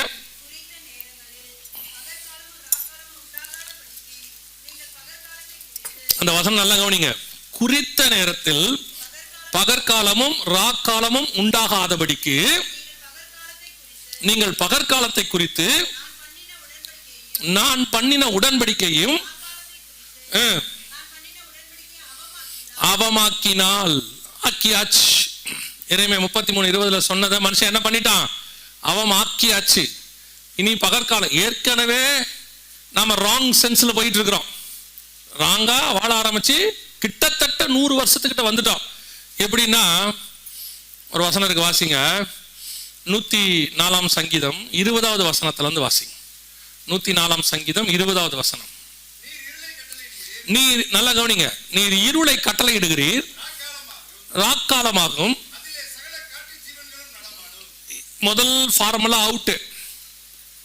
முதல் ஃபார்முலா அவுட்டு. ஆண்டவர் இருளை கட்டளை இடுகிறார். இவன் லைட்டை போட்டான். லைட்டை போட்டது பரவாயில்ல, ஒரு தீவெட்டிக்கு பதிலாக லைட்டை கொண்டாந்தான், ஓகே நியாயம். இப்போ லைட்டை எப்படி போட்டான்னு கேட்டிங்கன்னா நைட்டு முழுக்க போட்டான். நைட்டு முழுக்க. ஆக்சுவலாக நைட்டில் வேலை செய்ய வேண்டிய ஆள் யாரு? அந்த வசனம் என்ன சொல்லுது? நீர் இருளை கட்டளை இடுகிறீர், ராக்காலமாகும். வாசிங்க. அதுல சகல காட்டு ஜீவன்களும். இப்ப யார் நடமாறது? 3 மணிக்கு பிரியாணி திங்கிறான். நைட்டு 3 மணிக்கு நாங்க இதுக்கு ஊழியத்துக்கு போயிட்டு காலையில வருவோம், பிரியாணி கடையில அடிச்சுக்கிறான் 3 மணிக்கு. இது என்ன கான்செப்டே தெரியல. எந்த கடைக்கு போனாலும் முந்தியெல்லாம் நீங்க பாத்தீங்கன்னா காலைல 5:30 மணிக்கு 6 மணிக்கு தான் டீ கடை திறக்கும். ஒரு 5 மணிக்கு 6 மணிக்கு டீ வாங்குறதுக்கு சொம்போட போவாங்க அந்த காலத்துல. இப்போ அவன் சட்டையை போட்டு போயிடுறான். ஏன்னா இல்லைன்னா அவன் தான் சொம்பு கழுவ வேண்டியிருக்கு.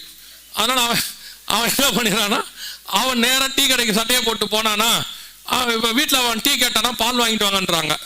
எதுக்குடா ஒரு டீக்காக பாலை வாங்குவானேன்ட்டு அவன் என்ன பண்ணிடுறான், நேரம் 5:30 மணிக்கு டீ போயிடறான். இவன் 5:30 மணிக்கு வரான்றதுனால டீ கடைக்காரர் 4:30 மணிக்கே வடை போட்டுறாரு. 4:30 மணிக்கு சுட சுட வடையும் டீயும் கிடைச்சா எவன் வீட்டில் டீ குடிப்பான்? யோசிச்சு பாருங்க. இது அப்படி கிடைச்சிட்டு இருந்த காலம் போய் இப்போ 3 மணிக்கு பிரியாணி கிடைக்குது. எத்தனை மணிக்கு 24 hours. நீங்க பாருங்க, இந்த 24 hours ஒரு கான்செப்ட் இருக்குல்ல, அகைன்ஸ்ட் டு பைபிள். இது 24 மணி நேரம் டிவி ஓடுது. டிவியே ப்ரோக்ராம நம்ம எத்தனை மணி வரைக்கும் பார்க்குறோம்? நாங்கள் டிவி பார்த்த காலத்தில் 10 மணிக்கு ஒரு வட்டம் ஒன்று வரும் இல்லையா? என்ன வட்டம் வரும்? தூர்தர்ஷன் வட்டம் ஒன்று வரும், நிலா ஒன்று, அப்படி ஒன்று வந்து முடியும். அதோட கதை முடிஞ்சு படுத்தோம்னா திருப்பி மறுநாள் சாயங்காலம் 6 மணி 4 மணிக்கு தான். அப்பயும் ஒரு நன்னன் ஒருத்தர் வந்து வயலும் வாழ்வு எடுப்பாரு. அதான் நம்ம தெரிஞ்ச ஒரே ப்ரோக்ராம். இப்போ பார்த்தீங்கன்னா எல்லாமே 24 hours. நீங்க யாரை வேணா எடுத்து பாருங்க. 10க்கு ஃபோன் வேற வந்துருச்சு. இப்ப எல்லாம் 1 மணி 2 மணி 3 மணி வரைக்கும் அப்படியே போய்கிட்டே இருக்கு. இது against to Bible. Against to Bible. இதனுடைய விளைவு என்ன? மிருகம் நடக்க வேண்டிய இடத்துல யார் நடக்கிறது?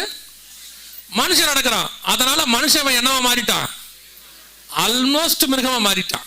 நீங்க போய் பாருங்க, காலையில சாயங்காலம் காலையில வேலைக்கு போயிட்டு நீங்க அடுத்த வசனம் வாசிங்க சொல்றேன்.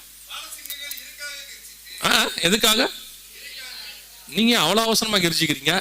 மெதுவா. பாலசிங்கம் இறைக்காக கஞ்சித்து தேவனால் தங்களுக்கு ஆகாரம் கிடைக்கும்படி. நல்ல கவனிங்க. சூரியன் உதிக்கையில் அவைகள் ஒதுங்கி படுத்துக்கொள்ளும். அப்பொழுது மனுஷன் சாயங்காலம் காலையிலிருந்து சாயங்காலம் மட்டும். அவ்வளவு அழகா ஃபார்முலா எழுதி கொடுத்துருக்காரு பாருங்க. காலையில போயிட்டு இவன் சாயங்காலம் வருவான், அது நைட்டு சாயங்காலம் புறப்பட்டு காலையில வந்து படுத்துக்கும். ரெண்டுத்துக்கும் அழகா பிரிச்சு வச்சிருக்கிறாரு. இப்ப என்ன ஆயிடுச்சுன்னா, நீங்க முந்தியெல்லாம் காலையில அப்பா வேலைக்கு போயிட்டு சாயங்காலம் வராருன்னா பிள்ளைங்க வெயிட் பண்ணும். எதுக்கு வெயிட் பண்ணணும்? அப்பா வரும்போது என்ன பண்ணுவாரு? ஸ்நாக்ஸ் வாங்கிட்டு வருவாரு, பண்டம் வாங்கிட்டு வருவாருன்னு சொல்லிட்டு என்ன செய்யும்? வெயிட் பண்ணும். இப்ப அப்பா நைட் ஷிஃப்ட் போயிட்டு காலையில வராருன்னா அம்மா பிள்ளைங்கிட்ட சொல்லுது, அந்த ஆளு எரிச்சலோட வருவான், கிட்ட போகாதீங்க, அந்த ஆள் நைட்டு தூக்காம வருவாரு, கொஞ்சம் மரியாதையா சொல்றதுக்கு இப்ப ஃபேஷன் மாறிடுச்சு. நாங்க அன்னைக்கு டிவி பார்த்து ஒரு ப்ரோக்ராம் ஒன்று காட்டுறாங்க, ஆச்சரியமா இருக்கு. அவர் காட்டினார், எடுத்து இதை பாருங்க அப்படின்னு. அதுல என்னது, கணவனெல்லாம் மனைவிய அவங்க சொல்றாங்க கேளுங்க, அவங்க சொல்றாங்க கேளுங்கன்றான். மனைவியெல்லாம் கணவன் அவன் சொல்றான் கேளுங்க. ஈக்குவாலிட்டி மாறிடுச்சு இப்ப. அதனால இப்போ மனைவியெல்லாம் என்ன சொல்லுது, வரும்போதே அந்த ஆள் வரான், டென்ஷனா வருவான் காலையில, அந்த ஆள்கிட்ட போகாதீங்க. அவரும் வரும்போது அப்படிதான் வராரு.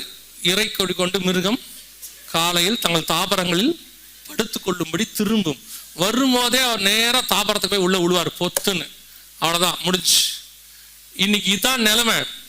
ஆக்சுவலி டாக்டர்ஸ் என்ன சொல்றான்னா, நைட்ல முழிக்கிறதுனால தான் நிறைய வியாதி வருதுங்கிறான். நைட்ல முழிக்கிறதுனால தான் நிறைய வியாதி வருது அவங்க சொல்றாங்க. டாக்டர் சொல்றாங்க வியாதி வருது. பத்தாததுக்கு அன்னைக்கு நான் ரொம்ப ஒரு டாக்டர் அவருடைய ஸ்பீச் கேட்பேன், நல்லா இருக்கும் அவருது. அவர் சொல்றாரு, மனுஷன் வந்து 11 to 3 வந்து கம்பல்சரி தூங்கணுமா. 11 மணிலேருந்து 3 மணிக்குள்ள என்ன செஞ்சிடணுமா, தூங்கிடணுமா. ஏன்னா அவன் தூங்கும் போது தான் அவன் கண்ணுல இருந்து ஒரு சுரப்பி வந்து மெலனில்னு ஒன்று சுரக்குமா. அதுதான் ஆன்டி கேன்சர் கண்டக்டா. நமக்கு தேவையான எல்லா இதையும் அதான் கொடுக்குமா. இப்போ நம்ம எப்படின்னு கேட்டிங்கன்னா 4 மணி நேரம் தூக்கணும், அவ்வளோதானே. அது எப்போ தூங்கினா என்ன, காலைல 4லேருந்து 10, இல்லை மதியானம் 10லேருந்து சாயங்காலம் ஒரு 4 மணிக்கு, அப்படி ஆகவே ஆகாதான்.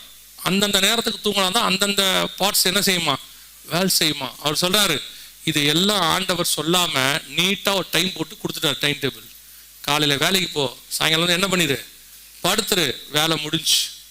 கிட்டத்தட்ட பூமி உண்டானதுல இருந்து 5800 வருஷத்துக்கு மேல இந்த ஃபார்முலா தான் போச்சு.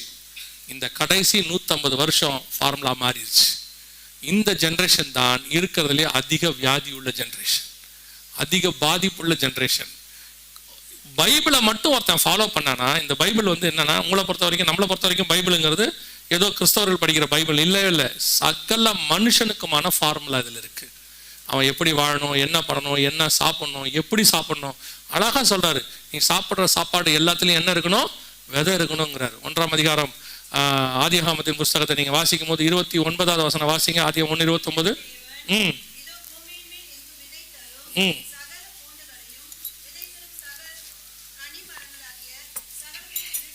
விதை தரும், பர்டிகுலர் அந்த வேர்டை சொல்றாரு பாருங்க, விதை தரும் சகல வித கனி விருட்சங்களாகிய உங்களுக்கு கொடுத்தேன்.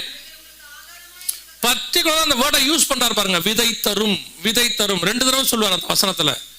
இப்ப நீங்க சாப்பிடுறது எல்லாமே சீட்லெஸ். இந்த கடைசி காலத்துல நீங்க சாப்பிட்றதுல பாதிக்கு மேல என்ன இருக்குது, சீட்லெஸ். பிராய்லர் கோழியில ஆரம்பிச்சு கிரேப்ஸ் வரைக்கும் நீங்க யூஸ் பண்ற எல்லாமே சீட்லெஸ். சீட்லெஸ் சாப்பிடக்கூடாதுன்னு பைபிள்.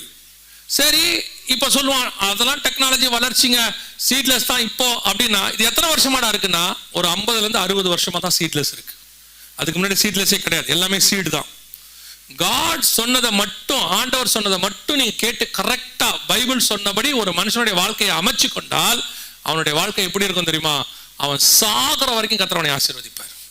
நீங்க அதுக்கு ஆண்டவர் அறிஞ்சிருக்கணும்ன்றது 2வது, நித்திய ஜீவனுக்கு போறதுக்கு. ஆனா நார்மல் ஒரு மனுஷன் வியாதி இல்லாம வாழ்றதுக்கு என்னென்ன வேணுமோ எல்லாத்தையும் கர்த்தர் கரெக்டா எழுதி கொடுத்திருக்கிறார். அதை ஃபாலோ பண்ணாருடைய விளைவு இன்னைக்கு சீர்கேடாக மாறி இருக்கிறது. ஆண்டவர் சொன்னபடி கடைசி காலத்தில் இந்த சீர்கேடு அதிகமாயிருக்கு. வேதம் சொல்லுது, அவர்கள் பகலுக்கும் இரவுக்கும் உள்ள பிரமாணத்தை என்ன செஞ்சிருவாங்களாம், மாத்திடுவாங்க, அவமாக்கிடுவாங்க. இப்ப மாத்தியாச்சு. இப்ப வேதம் சொல்லுது பொய்யான அற்புதம் நடக்க போகுது. ஏற்கனவே உங்களுக்கு சொன்னபடிதான் இப்போ ஆர்டிபிஷியல் சன் உருவாகிருச்சு. இதை ஒட்டி இன்னொன்னும் செஞ்சிருக்கிறாங்க. ஆனா ஆண்டவர் சொன்ன வார்த்தை எவ்வளவு பர்ஃபெக்டா நிறைவேறி இருக்குது பாருங்க. இதுக்கு பேரு ஸ்பேஸ் ஸ்டேஷன் அப்படின்னு சொல்லுவாங்க. இதை பத்தி உங்களுக்கு நல்லா தெரியும், கிட்டத்தட்ட எத்தனையோ வருஷமா இது இருக்குது. இதை ஏன் உங்களுக்கு சொல்றேன் அப்படின்னா, உபதேயாவின் புஸ்தகம் 4வது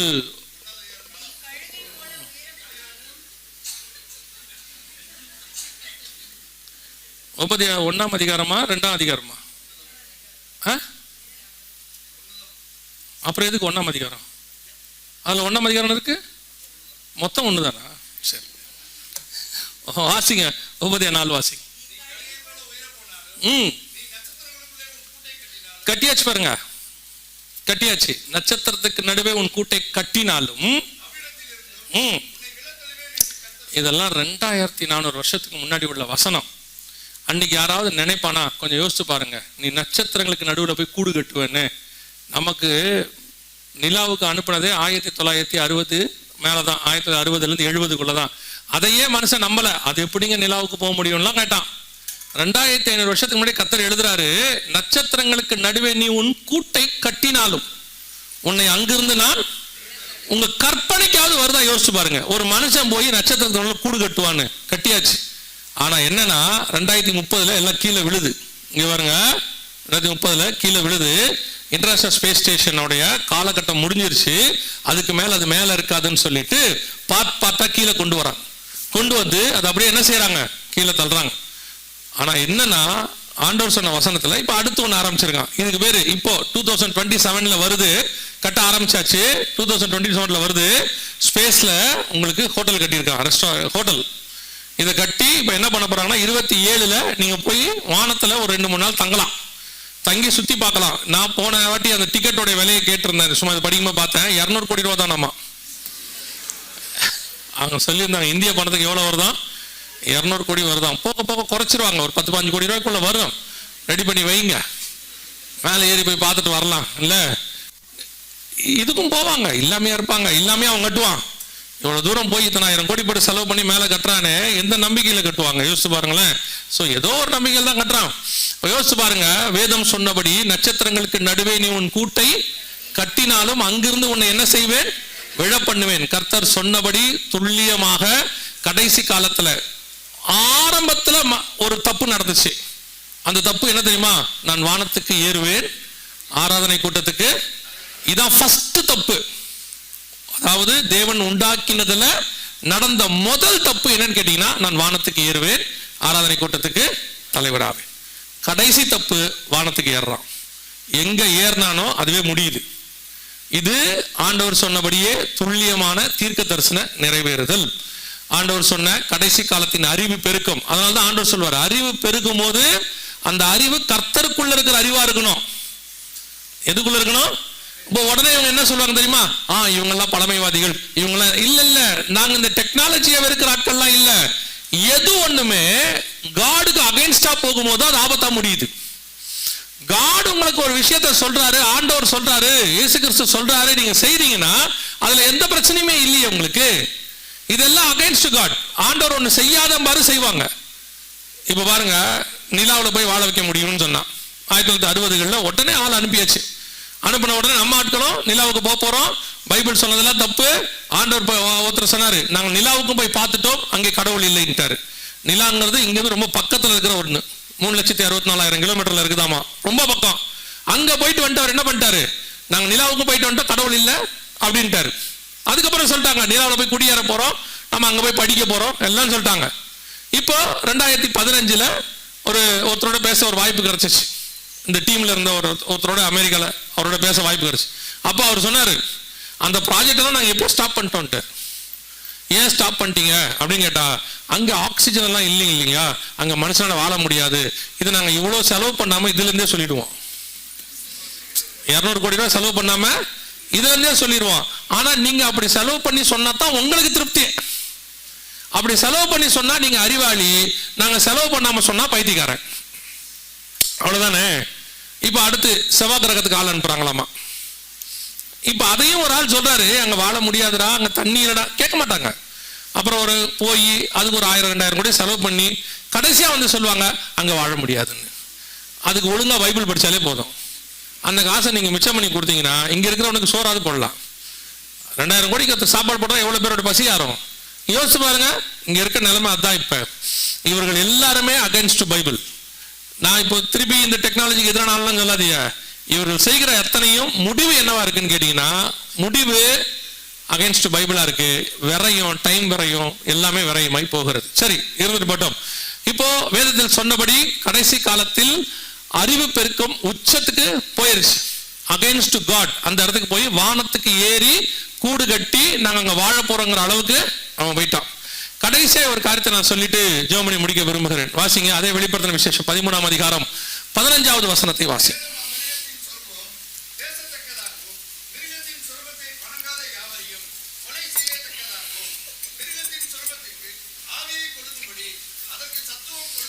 மிருகத்தின் சொரூபத்திற்கு ஆவியை கொடுக்கும்படி அதற்கு, இதை பத்தி நமக்கு தெரியும், ஏற்கனவே நிறைய எடுத்திருக்கோம். இதோட அப்டேஷன் மட்டும் உங்களுக்கு நான் சொல்லிட்டு முடிக்க விரும்புகிறேன். கவனிங்க, இது எதை பத்தி சொல்லப்பட்டிருக்கிறது? மிருகத்தின் சொரூபம். சொரூபம்னா சிலை. சொரூபம்னா என்ன அர்த்தம்? சிலை. மிருகம்னா அந்த இடத்துல சொல்லப்படுகிறது கவர்மெண்ட், ஒரு மனுஷன், யாரை வேணாலும் சொல்லும், ஒரு அரசம். ஒரு பைபிளை பொறுத்த வரைக்கும் மிருகங்கிறது ஒரு ராஜாவையும் குறிக்கும், ஒரு கவர்மெண்ட்டையும் குறிக்கும். சோ ஒரு அரசாங்கத்தின் சிலையோ அல்லது ஒரு மனுஷனுடைய சிலையோ செய்யப்படும். 3ஆம் அதிகாரம் தானியேல் புத்தகத்துல நேபுகாத்நேச்சர் என்ன பண்றாரு? ஒரு சிலை செய்யறாரு. அந்த சிலை யார மாதிரி செஞ்சாரு? அப்படி இல்ல அங்க யார மாதிரி செஞ்சாருன்னு. ஆனா அந்த யார மாதிரி செஞ்சாருங்கிறதுக்கு ஒரு ஹிண்ட் அதுல இருக்கு. 3ஆம் அதிகாரம் 1ஆம் வசனம் வாசிங்க. ராஜாவாகிய நேபுகாத்நேச்சார் 60 முழ உயரமும் ஒரு பொற்சிலையை பண்ணுவித்து. என்ன சிலை பண்ணாரு? பொற்சிலையை பண்ணுவித்து. இப்ப வாசிங்க 2ஆம் அதிகாரம் தானியேல் புஸ்தகம், அந்த பசும் பொன்னாகிய தலை நீரே. வாசிங்க அந்த வசனம்.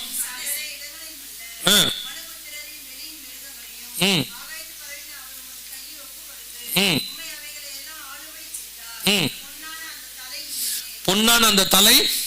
எந்த வசனம்? கவனிங்க, 38வது வசனம் சொல்லுது, அந்த பொன்னான தலை, அப்ப அந்த சிலையினுடைய தலை என்னவா இருந்துச்சு?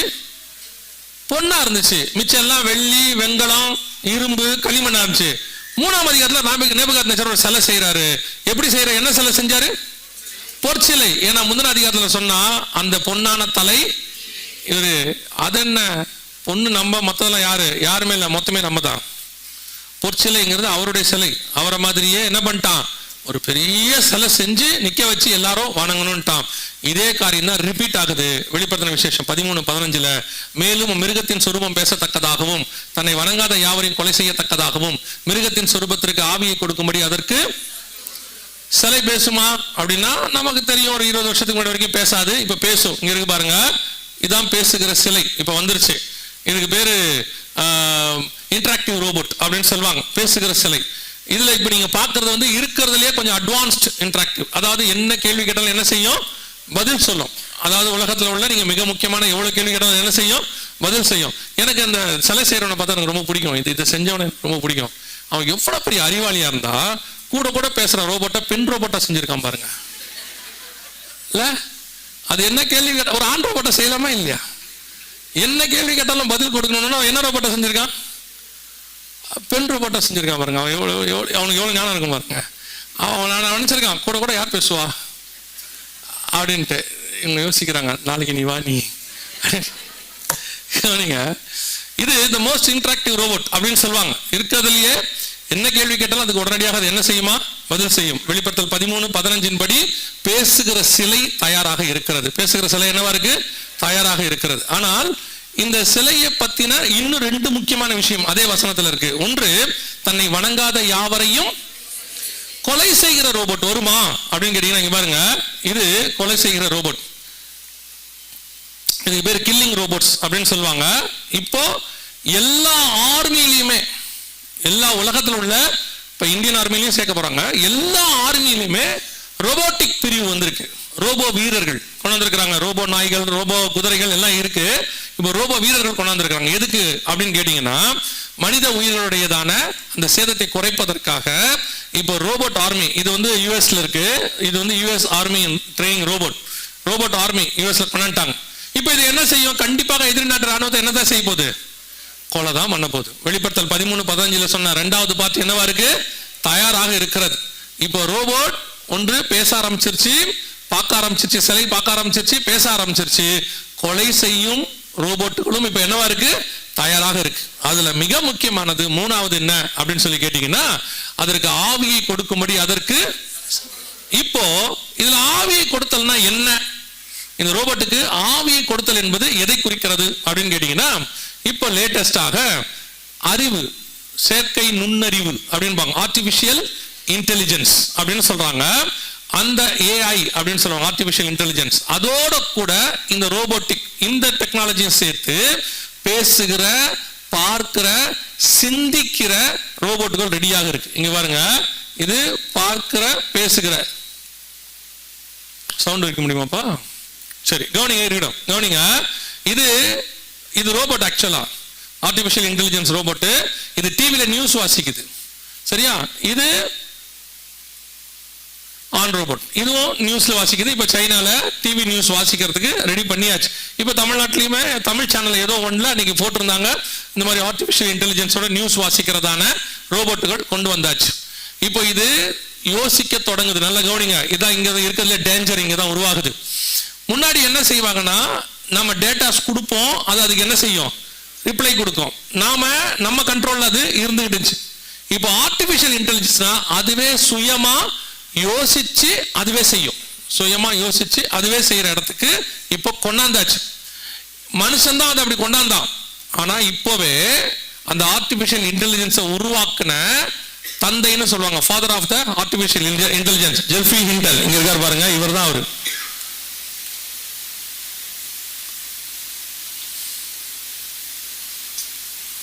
இவர் தான் அவரு.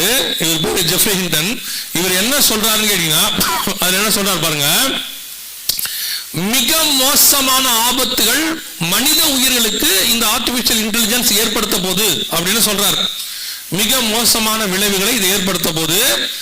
இப்போ ஒரு மிகப்பெரிய நிறுவனத்தினுடைய சிஇஓ அவங்க சொல்லியிருக்கிறாங்க, 2030 மனுஷன் கிராஸ் பண்ணும்போது மிகப்பெரிய ஆபத்தை சந்திக்க போகிறான் உலக மக்கள், மனித சமுதாயமே.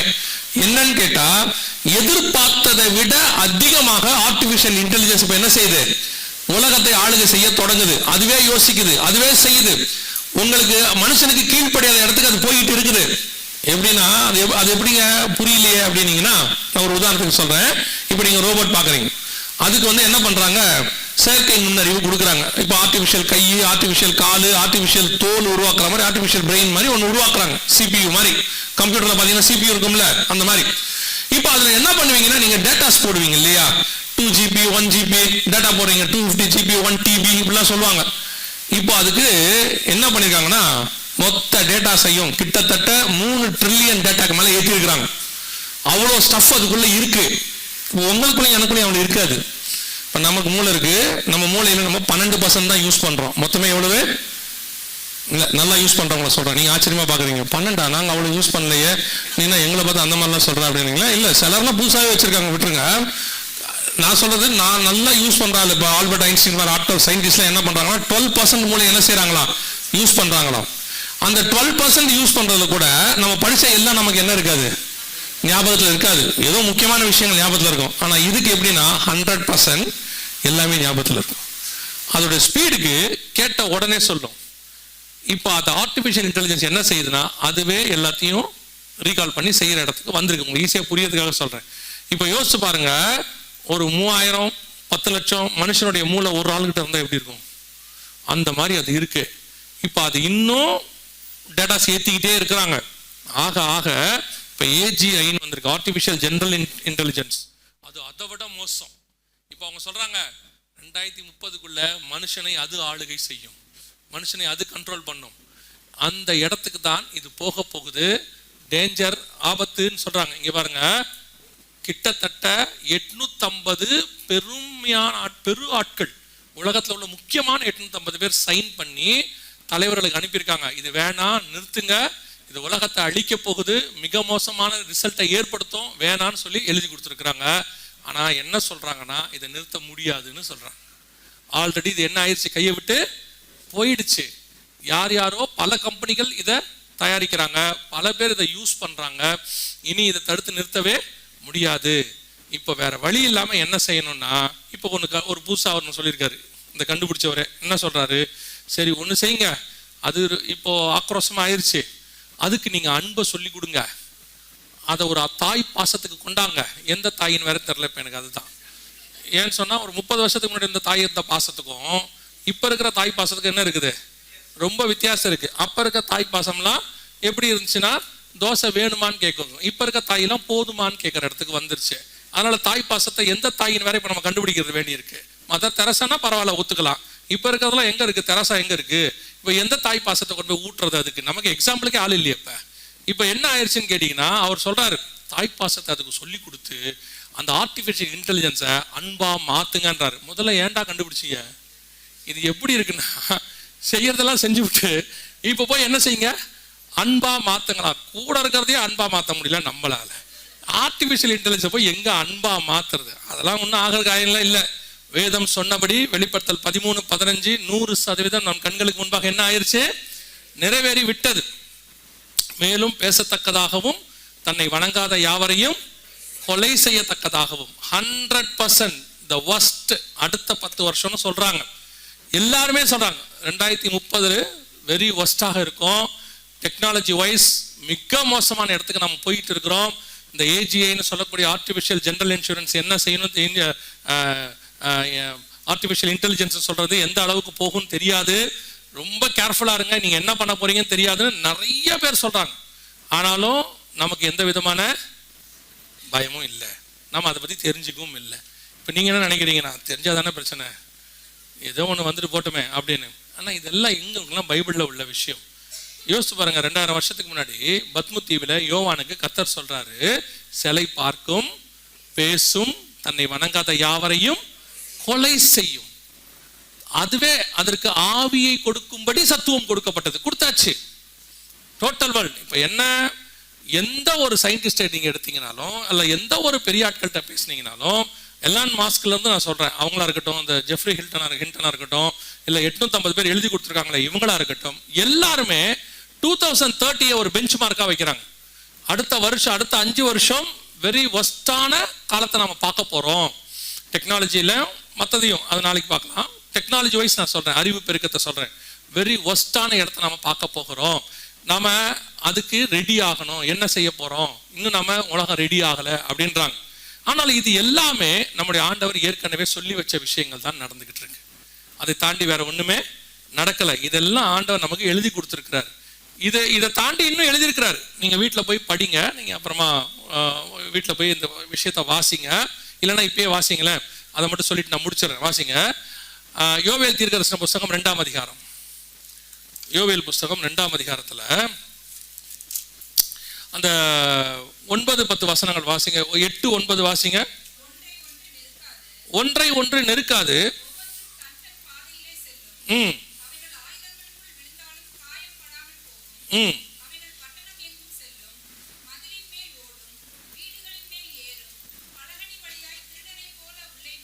ம்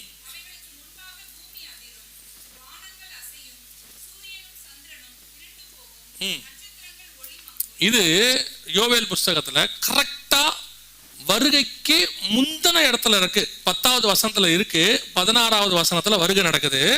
மணவாளன் தன் அறையையும் மணவாட்டி தன் மறைவையும் விட்டு. இது என்னது? இந்த சம்பவம் எதை பத்தி சொல்லப்பட்டிருக்கு? என்ன காரியங்களை குறிக்குது அப்படின்னு கேட்டீங்கன்னா, இது இன்னைக்கு உள்ளதான ஆர்டிபிஷியல் இன்டெலிஜென்ஸோட இயங்கக்கூடியதான ஒரு ட்ரோன் டெக்னாலஜி. அங்க அந்த வசனம் சொல்லுது பாருங்க, பட்டணம் எங்கும் செல்லும், மதில் மேல் ஓடும், வீடுகள் மேல் ஏறும், பலகனி வழியாய் திருடனை போல் நுழையும். இங்க பாருங்க, இது சொல்லப்படுறது இங்க இருக்கு பாருங்க.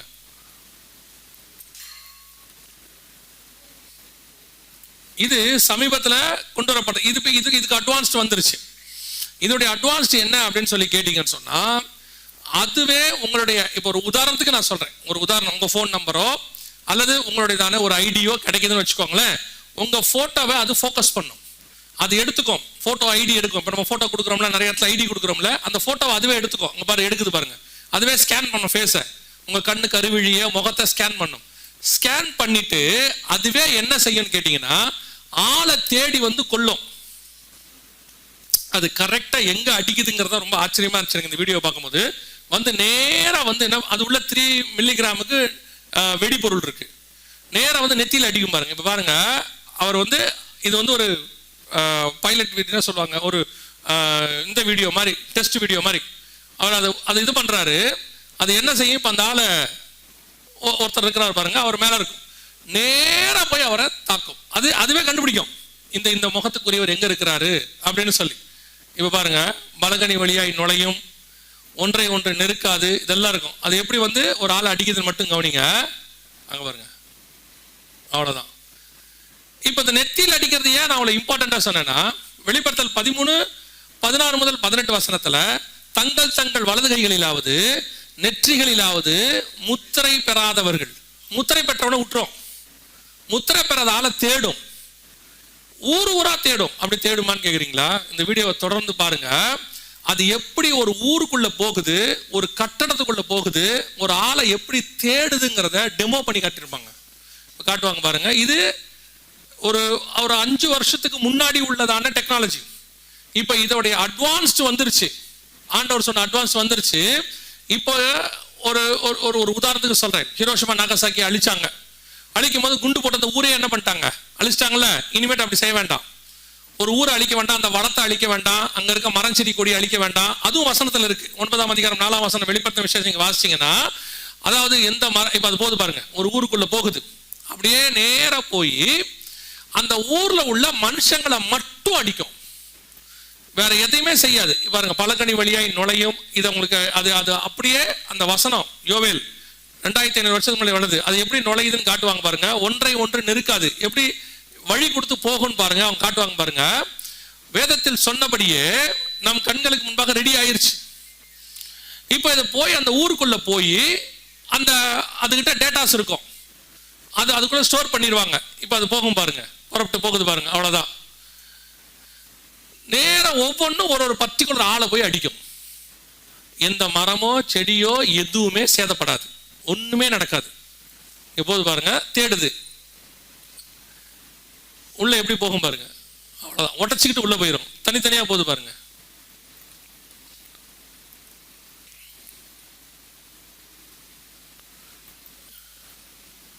இதுக்கு பேரு அட்டானமஸ் வெப்பன் அப்படிம்பாங்க. அட்டானமஸ் வெப்பன்னா சுயாட்சி அல்லது தன்னாட்சி, தனக்குத்தானே செயல்படக்கூடியதான ஆயுதம் இது. இது யாரும் இதை என்ன பண்ண வேணாம், எதுவுமே செய்ய வேண்டாம். இது ஆர்டிபிஷியல் இன்டெலிஜென்ஸ் உள்ளது, தனக்குத்தானே. இது ஒரு அட்டானமஸ் வெப்பன். கவனிங்க, என்ன சொல்றாங்கன்னா, நாளைக்கு இந்த வெப்பனை யாராலையுமே கண்ட்ரோல் பண்ண முடியாது, அதுவே என்ன செய்ய ஆரம்பிச்சிடும், தன்னை தாண்டி. எலக்ட்ரிக் பவர் தேவையில்லையா, சோலார்லயே அதுவே பண்ணிக்குமா. இது இன்னைக்கு அவங்க ஏஐ டெக்னாலஜில சொல்றாங்க. நீங்க யோவேல் 2ஆம் அதிகாரத்தை அப்புறம் போய் வாசிச்சு பாருங்க. இந்த காரியத்தை துல்லியமா கர்த்தர் எழுதியிருப்பாரு. அவைகளுக்கு முன்பாக ஜனங்கள் பயப்படுவாங்க. ஜனங்கள் என்ன செய்வாங்க, 6ஆம் வசனம் வாசிங்க, 2:6. நடுங்குவார்கள், எல்லார் முகங்களும். இது முகத்துல அடிச்சா என்ன ஆகும் யோசிச்சு பாருங்க.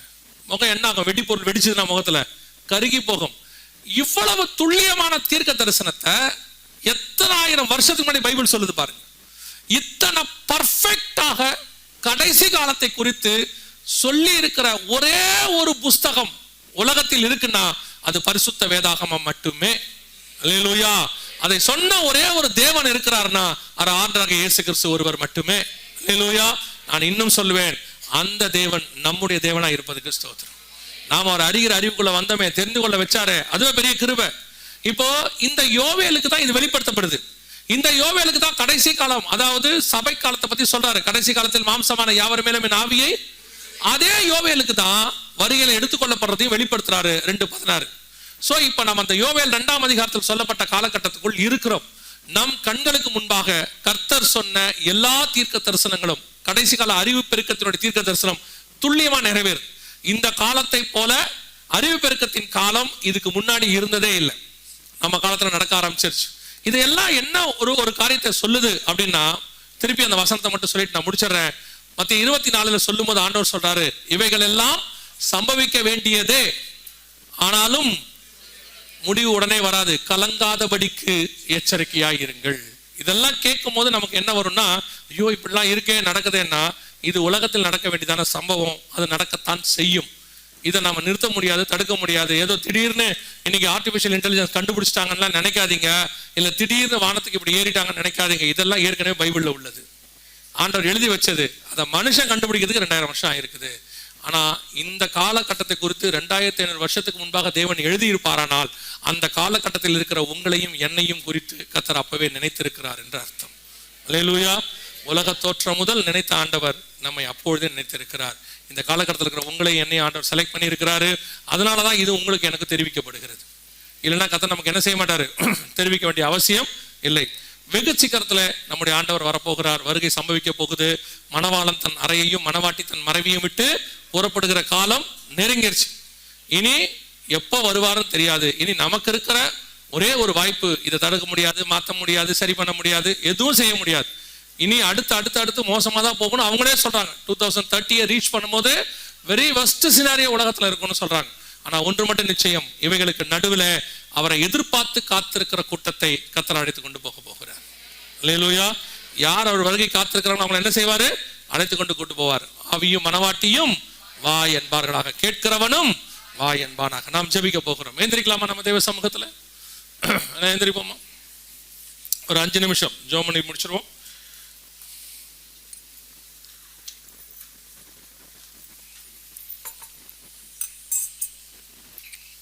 கண்களை மூடுவோம். தேவனை சந்திப்பதற்கு வேதம் சொல்லுது, ஆமோஸ் 4:12, உன் தேவனை சந்திப்பதற்கு ஆயத்தப்படு. நீங்க யாரு, என்ன படிச்சீங்க, உங்களுக்குள்ள என்ன இருக்கு எல்லாம் கொஞ்சம் ஓரமா வச்சிருங்க. உங்க குலம் என்ன, கோத்திரம் என்ன, எவ்வளவு பணம் இருக்கு, ஆஸ்தி இருக்கு, சம்பாத்தியம் இருக்கு, எல்லாத்தையும் கொஞ்சம் ஓரமா வச்சிடுங்க. தேவனுக்கு முன்பாக இந்த வருகையில நான் போவேனாங்கிறத மட்டும் சிந்திச்சு பாருங்க. கர்த்தருடைய வருகையை நம்முடைய தலைமுறையில பார்ப்பதற்கு நிறைய வாய்ப்பு இருக்கிறது. ஆண்டவர் சொன்ன இந்த அடையாளங்கள் எல்லாம் கண்களுக்கு முன்பாக நடக்குதுன்னா, கடைசி காலத்தில் ஆண்டவர் சொன்ன யோவேல் 2:16 நம் கண்களுக்கு முன்பாக நடக்கும். ஒப்பு கொடுப்போமா தேவ சமூகத்துல? இவையெல்லாம் ஒன்னே ஒண்ணுதான், இது அத்தனை ஒண்ணுதான். நீங்க யுத்தங்களை பத்தி கேட்ட ஆண்டவர் நிறைய அடையாளங்கள் சொல்றாரு. யுத்தங்கள், பஞ்சங்கள், கொலை நிறைய சொல்றாரு. எதை கேட்டாலும் எல்லாத்தோடையதான முடிவு ஒண்ணுதான், இயேசு வருகிறார். 2000 வருஷமா அவர் செய்யறது இதுதான். நோவாவுடைய பேழைக்குள்ள மிருகம் வந்தாலும் சரி, சுத்தமானது வந்தாலும் சரி, சுத்தமில்லாத வந்தாலும் சரி, நோவா பேழை செய்தாலும் சரி, பிரசங்கம் பண்ணினாலும் சரி, எது பண்ணாலும் ஒரே ஒண்ணுதான், ஜலப்பிரளயம் வரப்போகுது, அவ்வளவுதான். அதோட கடைசி டெஸ்டினேஷன் என்னன்னு கேட்டா, ஏன்பா எல்லா மிருகமும் உங்ககிட்ட வருது, ஜலப்பிரளயம் வரப்போகுது. ஏன்பா இப்படி ஒரு பேழையை செய்யற, ஜலப்பிரளயம் வரப்போகுது. ஏன்பா நீ இப்படி பிரசங்கம் பண்ணிட்டு இருக்கிற, ஜலப்பிரளயம் வரப்போகுது. அதே மாதிரி தான் என்ன டெக்னாலஜி வளருது, என்ன காரணம், இயேசு வரப்போகிறார். பெரிய பெரிய யுத்தங்கள்லாம் நடக்குது, என்ன காரணம், இயேசு வரப்போகிறார். இப்படி பஞ்சங்களும் பூமி எதிர்ச்சிகளும் நடக்குது, என்ன காரணம், இயேசு வரப்போகிறார். எல்லாத்தோட டெஸ்டினேஷன் ஒண்ணுதான், இயேசு வரப்போகிறார். நாம இந்த அடையாளங்களை வச்சுக்கிட்டு அவருடைய வருகைக்கு ஆயத்தப்படுறது மட்டும்தான் நம்ம வேலை. உன் தேவனை சந்திக்கும்படி நீ ஆயத்தப்படு. ஆண்டவரை சந்திக்கிறதுக்கு ஆயத்தமா இருக்கிறோமா? கர்த்தர் விரும்புகிறதான ஒரு காரியம் இருக்கா? ஒரு இமைப்பொழுது, ஒரு நிமிஷம் தான். 7ஆம் அதிகாரம் வெளிப்படுத்தின விசேஷத்துல ஒரு கூட்டம் அப்படியே மறுரூபமாக்கி மேல போயிடுது. எப்படி வந்தாங்க, எங்க இருந்து வந்தாங்க யாருக்கு தெரியாது. திடீர்னு பரலோகத்துல நிக்குது. இவர்கள் யார், எங்கிருந்து வந்தார்கள்? அதுதான் நீங்களும் நானும். சிங்காசனத்திற்கு முன்பாக, ஆட்டுக்குட்டியானவருக்கு முன்பாக வெள்ளை அங்கிகளை தரித்துக் கொண்டு தங்கள் கைகளிலே குருத்தோலைகளை பிடித்துக் கொண்டு நிக்கிற அந்த கூட்டம், அதான் நீங்களும் நானும். ஒப்பு கொடுப்போமா தேவ சமூகத்துல? ஆண்டவரே, உம்மை சந்திக்கும்படி எங்களை ஆயத்தப்படுத்துகிறோம். நாங்கள் காத்திருக்கிறோம். மணவாளன் தன் அறையையும் மணவாட்டி தன் மறைவையும் விட்டு புறப்படும் போது அந்த கூட்டத்தில் நாங்களும் இருக்க வேண்டும். ஆண்டவரே, நெடுநாளாய் காத்திருந்த 2000 வருஷத்தினுடைய மகா பெரிய நாளுக்காக நாங்கள் காத்திருக்கிறோம். ஆண்டவரே, பரிசுத்தவான்கள் எல்லாம் உம்மை சந்திக்க வரும்போது அந்த கூட்டத்தில் நாங்களும் இருக்கணும். எங்களை சுத்தி நடக்கிற காரியம், எங்களுக்குள்ள நடக்கிற காரியம், எங்க சபையில நடக்கிற காரியத்தெல்லாம் பார்த்துட்டு அவன் இவனை பார்த்துட்டு நீ ஓ அழைப்ப விட்டுறாத. இடதுபுறம் வலதுபுறம் சாயாம நேரா கர்த்தரை பார்த்து ஓடு. அதுதான் முக்கியம். அதான் முக்கியம். கானானுக்குள்ள போயிடணும். எல்லாரையும் புகை வச்சுட்டு நீ போலனா கஷ்டம். ஒப்பு கொடுப்போமா தேவ சமூகத்துல? கண்களை மூடி நம்முடைய கரங்களை ஆண்டவருக்கு நேராக உயர்த்தி, ஆண்டவரே, நீர் வரும் பொழுது உம்மை சந்திக்கிற கூட்டத்தில் நான் இருக்கணும். ஆண்டவரே, அந்த சிங்காசனத்துக்கு முன்பாக நிற்கிற கூட்டத்தில் நான் இருக்கணும். ஆண்டவரே, இதன் ஆழத்துல இருந்து எல்லாருமே, அத்தனை பேரும், சபைக்குள்ள இருக்கிற நீங்க அத்தனை பேரும், நம்ம சபைக்குள்ள ஒருத்தர் வந்துட்டு அவங்க பரலோகத்துக்கு போகாம போயிடக்கூடாது. நமக்கு அப்படி ஒரு தாகம் இருக்கணும். என் சபைக்குள்ள வந்துட்டு ஒருத்தர் நரகத்துக்கு மட்டும் போயிடவே கூடாது. சர்வ வல்லமை உள்ள எங்கள் தகப்பனே, கரங்களை உயர்த்தி ஜெபித்துக் கொண்டிருக்கிற ஒவ்வொருத்தருக்காக நாங்கள் ஜெபிக்கிறோம். கிருபை உள்ள கரத்திலே தாழ்த்துகிறோம். நீர் வரும் பொழுது உம்மை சந்திக்கிற கூட்டத்திலே நாங்கள் அத்தனை பேரும் காணப்பட கிருபை பாராட்டும். இந்த வாய்ப்பை ஆண்டவரே, அந்த ஒரு வாய்ப்பை நாங்கள் தவற விடாதபடி காத்திருக்கிறவர்களாக, இந்த சத்தத்துக்கு காத்திருக்கிறவர்களாக, மணவாளன் வருகிறார் என்கிற சத்தம் கேட்டது என்ற சத்தத்துக்கு காத்திருக்கிறவர்களாக, ஆயத்தம் பண்ணின புத்தி உள்ள கன்னிகைகளாக, சந்திக்க வருகிறவராய் எப்பொழுதும் காணப்பட கிருபை பாராட்டும். உலகத்துக்கு உண்டானவரை இழுத்து விடாதபடி கர்த்தர் வேலை அடைத்து பாதுகாத்துக் கொள்வீராக. மகிமையுள்ள கரத்தில் எங்களை தாழ்த்துகிறோம். எங்கள் ஆண்டவர் இயேசு கிறிஸ்துவின் நாமத்தில் பிதாவே.